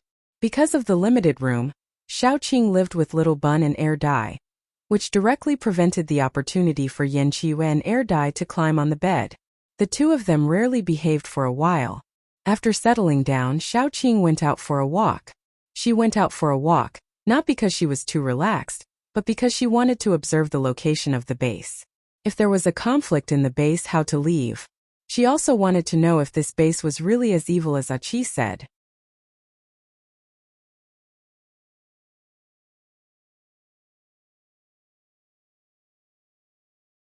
Chapter 227. That face was exactly the same as Air Dai's, but Xiaoqing would never mistake it for someone else. Fu Jingma. The coldness in Xiaoqing's eyes exploded like a blizzard. She kicked Fu Jingma, who was about to speak, out of the room. Get lost. Even so, she was merciful because Fu Jingma was Air Dai's older brother. If it were someone else, they would have been torn apart by now. Fu Jingma's entire body hit the door frame and he spat out a mouthful of blood. He was a little weak and there was a hint of sadness on his face. Why? Why can he do it but I can't? How am I inferior to him? Get lost. At that moment, the corners of Xiaoqing's eyes turned red. She flung her sleeves and shut Fu Jingma out of the room. She was afraid that if she looked at Fu Jingma again, she would not be able to control herself and kill him. Because of Dumbo, Xiaoqing endured it, even if the grief and indignation in her heart was like lava, gushing out and burning her internal organs to the point of pain. What kind of person did Fu Jingma take her for? A slut? Or a prostitute? Xiaoqing's emotions were fluctuating so violently that the objects near her had cracks all over them due to the force released from her body. Even the door was the same. Fu Jingma sat outside the door expressionlessly. After a while he lowered his head. His eyes were dark and unreadable. After a long time, he wiped the blood from the corner of his mouth and left. Fu Jingma would often recall the time when he was very young. His mother would hold his hand as they walked into the luxurious house. Fu Jingshan would stand at the top of the stairs, his gaze cold and gloomy. His mother would stroke his head and ask him to call him brother. Then Fu Jingshan would throw a toy car down and hit him on the head. Fu Jingma was jealous. What right did Fu Jingshan have to have everything he wanted? Why was it that he could only be an illegitimate child who couldn't see the light of day, standing behind the scenes and watching how Fu Jingshan didn't cherish what he had? Those things that Fu Jingshan did not want were things that he could not get. This was true in the past and it was true now. Even if Fu Jingshan had become a monster, a fool, he was still able to easily obtain what he wanted but couldn't. What Fu Jingshan got, he could not get even if he was shameless. Xiaoqing sat in the room for a long time before she slowly calmed down. After calming down, the first thing she did was to take all the pillows and blankets out of the bed and burn them all. The flame was a warm orange, and soon the pile of things was burned to ashes. Xiaoqing took out a few new quilts and laid them out, then went to the bathroom. The moment she thought about how Fu Jingma had bathed in this bathroom, she felt uncomfortable all over. She scrubbed the entire bathroom and soaked in the bathtub for the entire afternoon. After scrubbing off a layer of her skin, she walked out as if nothing had happened. When Xiaoqing went out, Fu Jingma was sitting by the table. His gentle gaze carried a hint of sadness. He said softly, "I cooked some porridge." Xiaoqing acted as if she didn't see him and walked out without stopping. When she passed by Fu Jingma, she clenched her fists, afraid that she wouldn't be able to control herself and would attack Fu Jingma. Xiaoqing originally wanted to go out and continue scouting to see if she could gather more information, but she was in a bad mood. Sometimes, as she walked, she would think of the sticky feeling when Fu Jingshan kissed her toes. Then she would have the urge to vomit. More than that, she had the urge to kill someone. However, Xiaoqing did not want to look at Fu Jingma anymore. Thus, she walked outside until it was almost dark before she went back. When she went back, Gu Panpan and the rest had already returned and bought some things.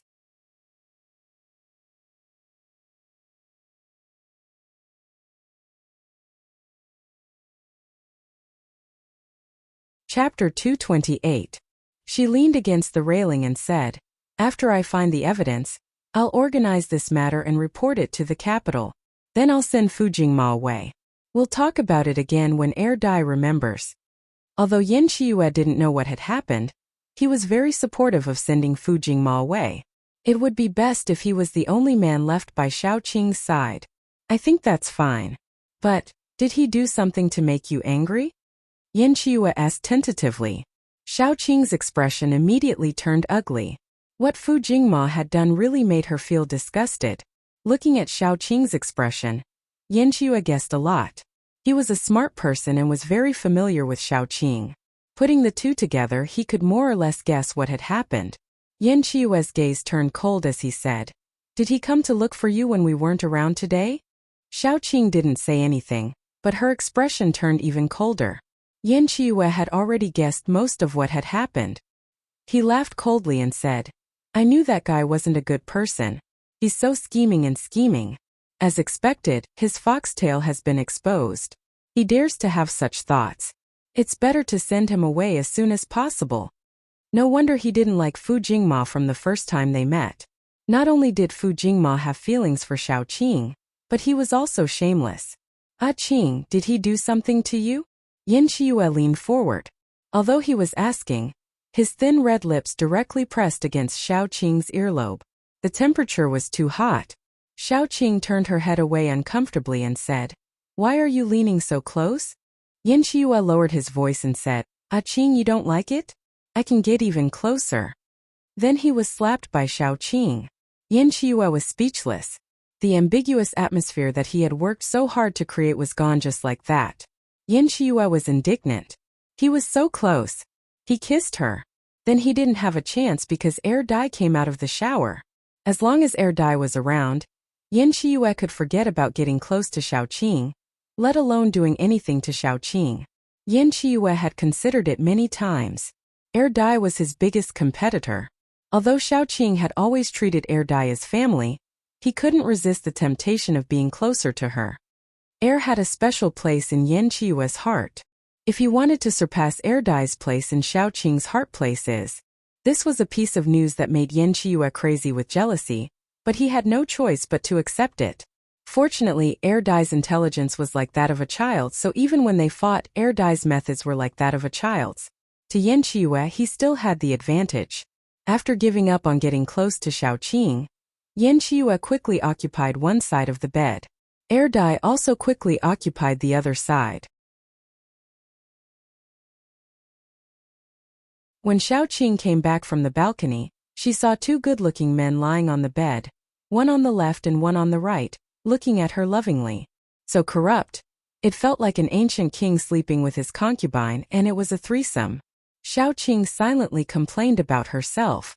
Then she crawled under the blanket. The two men skillfully wrapped themselves around her. Sleeping together under the blanket was indeed corrupt.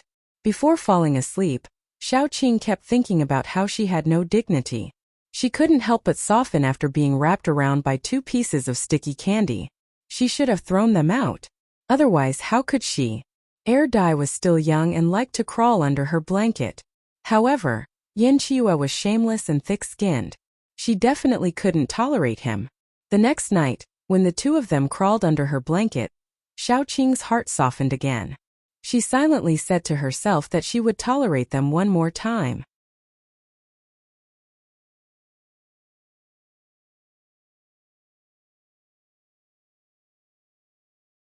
Chapter 229. Although it was like this every day, on the 3rd day of entering the base, trouble finally came to the door. Xiaoqing had been wandering outside, collecting information and looking for evidence. The few paranormals who had run away from her were all recovering from their injuries. One of them went out to buy things and happened to see Xiaoqing. As soon as he saw Xiaoqing, he was scared and immediately reported it to his captain. The captain thought about it and felt something was wrong. Xiaoqing clearly had a grudge with them, and knew that they came from the base. Why would she walk into a trap? Anyone with a little brain wouldn't do that, right? So the captain thought of a conspiracy. The more he thought about it, the more flustered he became. It was probably a guilty conscience. After he panicked, he reported it to his boss, the base chief Han Lilin. After Han Lilin heard it, he also felt something was wrong. According to the captain, Xiaoqing should be a very smart person. Why would she walk into a trap? Unless she had a trump card to ensure that she could safely leave under the siege of the entire base. As long as she had a little brain, she wouldn't walk into the home of her enemy. Han Lilin asked his subordinates again, and the conclusion he got was that Xiaoqing had been wandering around recently. Although she seemed to be aimless, she had been approaching the place where they kept the slaves. Clearly, she had an ulterior motive. Han Lilin felt that Xiaoqing definitely had a trump card, so he couldn't go head-on with her. After thinking about it again and again, he called his subordinates to change the prey they caught to a safe place to lock them up. This was the opportunity that Xiaoqing had been waiting for. Her boldness had not been in vain. She had managed to scare a big guy out of the crowd. The number of boys and girls who were caught by Han Lilin's subordinates was really too many. When he moved them, he made a lot of noise. If Xiaoqing didn't notice it, it would be strange. This time she didn't go out openly, but secretly rushed over to collect some evidence. The prey was driven out of one prison after another and transported out of the base. There should be another secret base outside the forest base. Xiaoqing secretly observed. Most of the youths and girls had suffered a certain amount of hardship. Some of them were emaciated, some wore ragged clothes, and some had a faint smell of blood on them. Obviously, they had been injured. Most of them were not allowed to eat until they were full. This way, they would not have enough strength, and the possibility of escaping would be smaller. Most of the young boys and girls here were young, and there were also some slightly older women mixed in. However, most of them were in their 20s. What made Xiaoqing even angrier was that some of them were clearly children. The youngest one looked to be around 11 or 12 years old.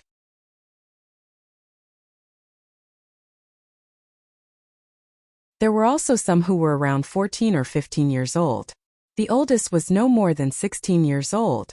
These people were also crazy. They didn't even let children go. Xiaoqing quietly followed them. She saw that they sent the people to another secret base. This base was hidden in the mountains. It was probably one of Han Lilin's 3 burrows. Xiaoqing waited at the door for a long time. After a while, those guards came out one after another. They even carried out a few gunny sacks. In the past, Xiaoqing had seen that every afternoon, there would be guards carrying out a few gunny sacks. It was only today that Xiaoqing knew what was inside. It was all corpses.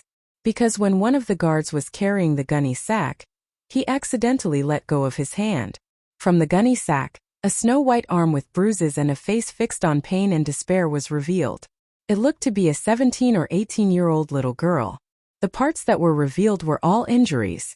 At that moment, Xiaoqing almost couldn't resist the urge to attack. How evil and inhumane was this to do such a thing? Xiao Qing followed the guards all the way to a forest. There was a big pit in the forest and flies were flying around the pit. The guards came to the side of the pit, opened the sack, and threw out the corpses inside. Then they couldn't stand the strong stench, covered their noses and ran away. After they all left, Xiao Qing walked over. The pit was full of corpses.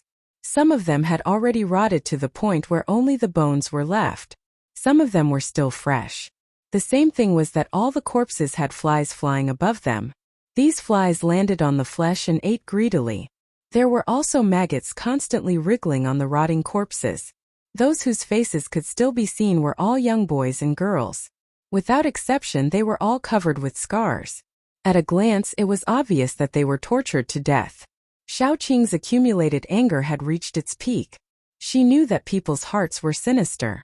In this post-apocalyptic world, morality and law couldn't restrain some people.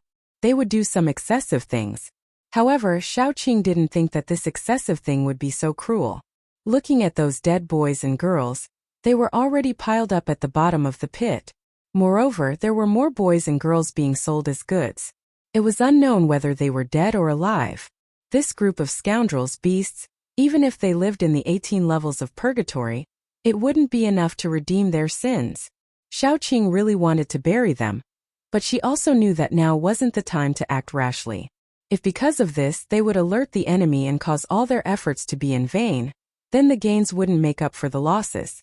She gritted her teeth and took pictures of the miserable scene in the pit. In the post-apocalyptic world, there was no signal on the phone.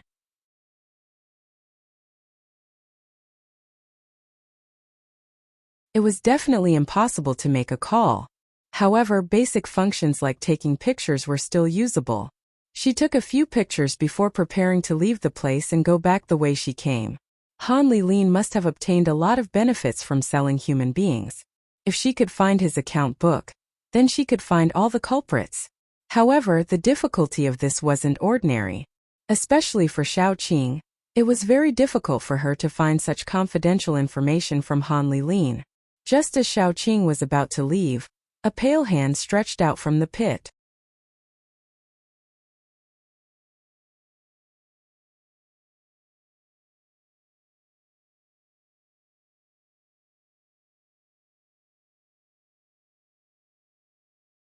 The boy said in detail, "Many of those who were caught with me have died. Many were taken away. Now there are not many left. After me, many more young girls were brought in.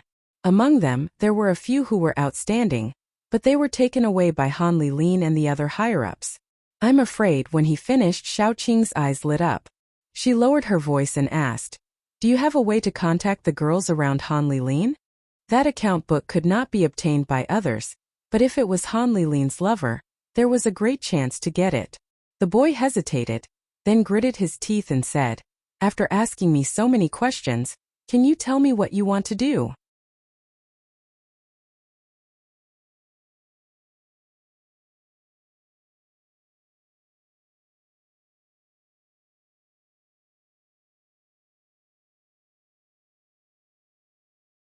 Her eyebrows were charming, but at this moment, there was a little fierceness in them. The two bodyguards shrank their heads. Although they wanted to say something, they did not dare to offend Xie Chunyan. After all, pillow talk was very scary. Besides, Xie Chunyan was an ordinary person without superpowers. She was also a delicate girl. Where could she go? Xie Chunyan went to the toilet alone and then saw Xiao Qing, who had been waiting for a long time. Although this place was dirty, it was the only place where the two of them could meet without being suspected. Xie Chunyan looked at Xiao Qing vigilantly. "Who are you? Why did you call me here in such a way? What do you want to do?" "I'm Cheng Guanyan's friend." Cheng Guanyan was the teenager who was sent to the capital. Xiao Qing's eyebrows softened. And then she said, "I have something to ask you for help."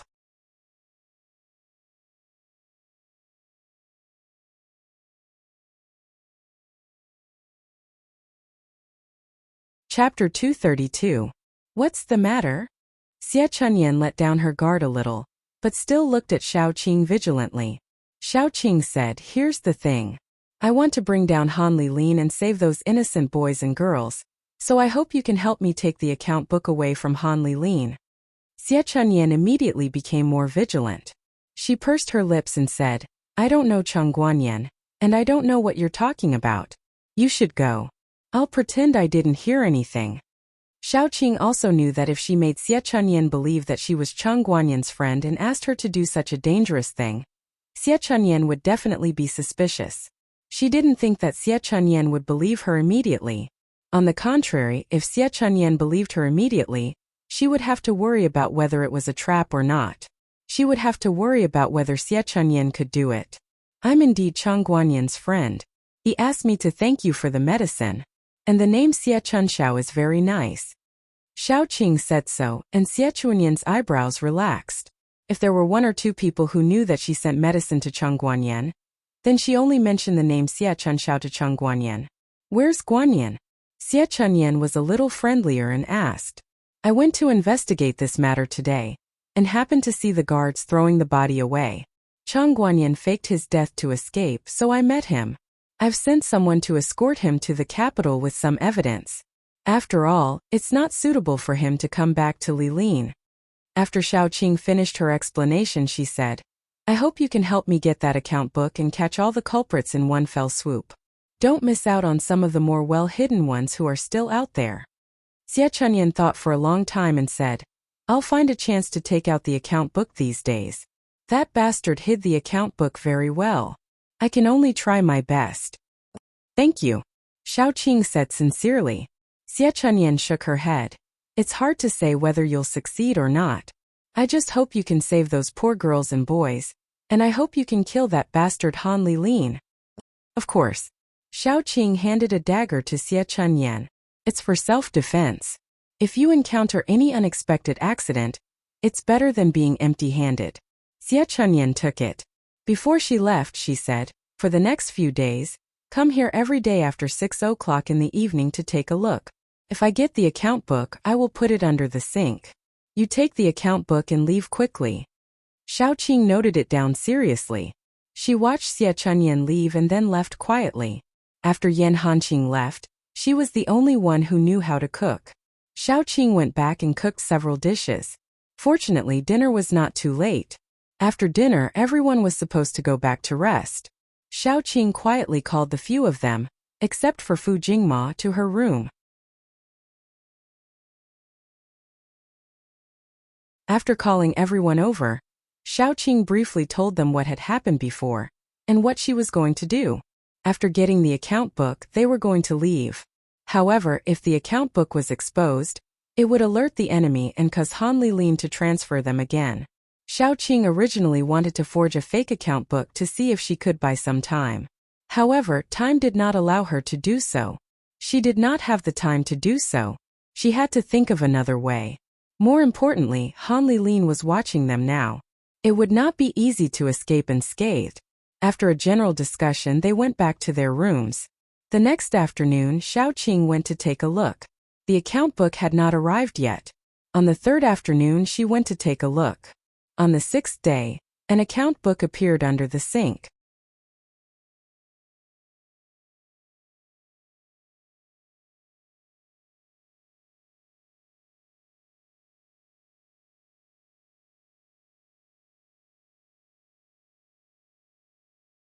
Xiaoqing still wanted to say something, but the sound of footsteps suddenly sounded. It was getting closer and closer. She quickly hid herself. The hiding position was very clever. It was under the eaves. She clung to the top of the pillar. If someone didn't deliberately look up, they would never find her. Han Lilin came back in a hurry. He didn't even care about Xie Chunyan. He went to the place where he hid the account book. He opened the place where he hid the account book. He was shocked. The account book was gone. She knew where he hid the account book and could take it out to others. He didn't even need to guess. Only Xie Chunyan. Han Lilin's eyes were red. He grabbed Xie Chunyan's collar. He gritted his teeth and asked her, "Where's the thing? Who did you give it to?" Xie Chunyan didn't speak. She just smiled. The gentleness in her eyes was overflowing, but there was no warmth. Han Lilin wanted to strangle her at that time. He really liked Xie Chunyan. He liked her so much that he was willing to indulge her temper.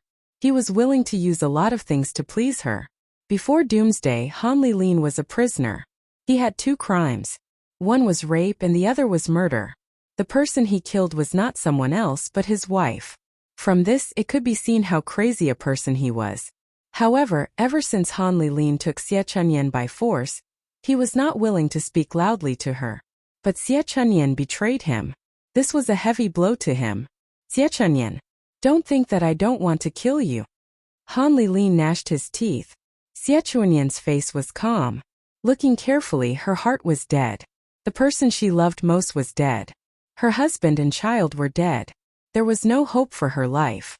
What was the difference between being alive and being dead? If you want to kill me, do it. Han Lilin hated Xie Chunyan's calmness. He grabbed Xie Chunyan's neck and hardened his heart. In just a few seconds, Xie Chunyan's face had turned purple from his pinch. Xiaoqing couldn't take it anymore. She flipped into the room and kicked Han Lilin's shoulder with force. She was going to kick the back of Han Lilin's head. But when Han Lilin heard the sound of something breaking behind his head, he subconsciously tilted his head. As a result, the kick landed on his shoulder. It had to be said that intuition saved him. Xiaoqing's kick could definitely break his head. Han Lilin's shoulder made a cracking sound. It was like the sound of bones breaking. He loosened his grip and let go of Xie Chunyan. After one attack failed, Xiaoqing turned around and kicked again. This time she kicked Han Lilin's back. He flew out like a dog eating feces. His chin hit the ground first. Xie Chunyan sat on the ground. She covered her chest and coughed. After a while she said, I told you to leave. Why did you come back? Xiaoqing pulled her up and was about to take her away. Han Lilin stood up from the corner. He said with a ferocious face, don't even think about leaving. Before Han Lilin pounced, he first sounded the alarm. The ear-piercing alarm immediately rang throughout the base. Xiaoqing's eyes were cold. She was afraid that someone would come to support him soon. She had to end this quickly.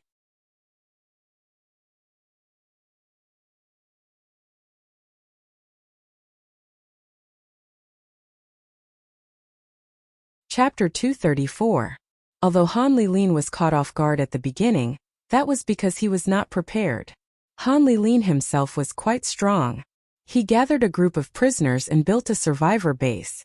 The higher-ups in the base had no sense of morality, so robbing other people's crystal stones and digging up the crystal nuclei of their own kind was easy for them.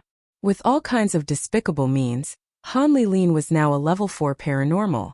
Although he was a level 4 paranormal and had a weak foundation, his means were vicious. In terms of fighting power, he was not inferior to other level 4 paranormal at all. Even though Xiaoqing's level was higher than his, it was still impossible for her to kill Han Lilin in a short period of time. As she fought with Han Lilin, she observed how she could escape. Of course, the key was to bring Xie Chunyan with her. There were faint footsteps outside. She was afraid that people who had heard the alarm came to help Han Lilin. If she kept fighting like this, Xiaoqing would be the one left. In terms of fighting power, Xiaoqing was very strong, but 2 fists could not fight against 4 hands, let alone hundreds of hands. Xie Chunyan saw the situation clearly. She knew that with Xiaoqing's character, she would never leave easily without saving her. She was a person who was determined to die. How could she be willing to implicate Xiaoqing? Xie Chunyan smiled and suddenly said, although I don't know your name, I still have to thank you for this matter. After you leave, when you see him, please help me tell him that if he meets my sister, please take care of her. Hearing Xie Chunyan's words, Xiaoqing felt like her last words. She slapped Han Lilin away and was ready to take Xie Chunyan away by force. Xie Chunyan had already taken out the dagger Xiaoqing gave her and cut her throat without any hesitation. She was a weak woman. Before the doomsday, she was doted on by her family and husband. After the doomsday, she lost everything overnight. This weak woman had to be strong. Today was the bravest thing she had ever done in her life. The hot blood spurted out from the wound and splashed on Xiaoqing's chest and clothes. Xiaoqing's eyes darkened. Xie Chunyan chose to end her life in order not to make things difficult for her. Because Xie Chunyan knew that if she took her along, even Xiaoqing might not be able to escape. Xiaoqing was a sentimental person. She would never leave her alone to escape. Xiaoqing clenched her teeth. She wanted to kill Han Lilin before leaving, but it was too late.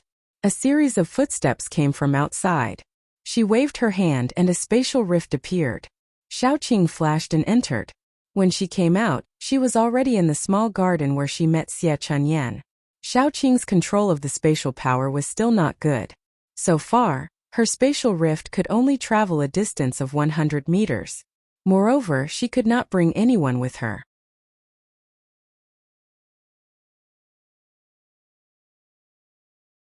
If she brought someone with her, she was afraid that if she brought someone with her, there would only be a pile of minced meat left when she came out. After leaving, Xiaoqing did not immediately go to meet up with Dai and the others. Instead, she found a place with wind and planted the autumn flowers. The fragrance was carried by the wind. Soon the whole survivor base would be filled with the fragrance.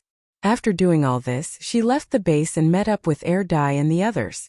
The rendezvous point was in the woods outside the base. Dummy and the others were pacing back and forth impatiently.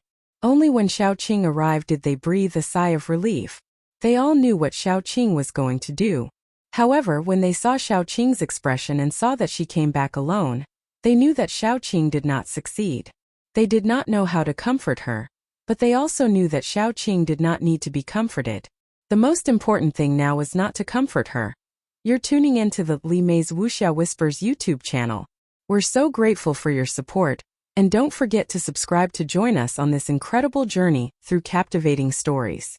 Your generosity through donations truly makes a world of difference, as it's the primary source of revenue that allows me to expand and enhance this channel for you. Thank you from the bottom of my heart for being a part of this adventure.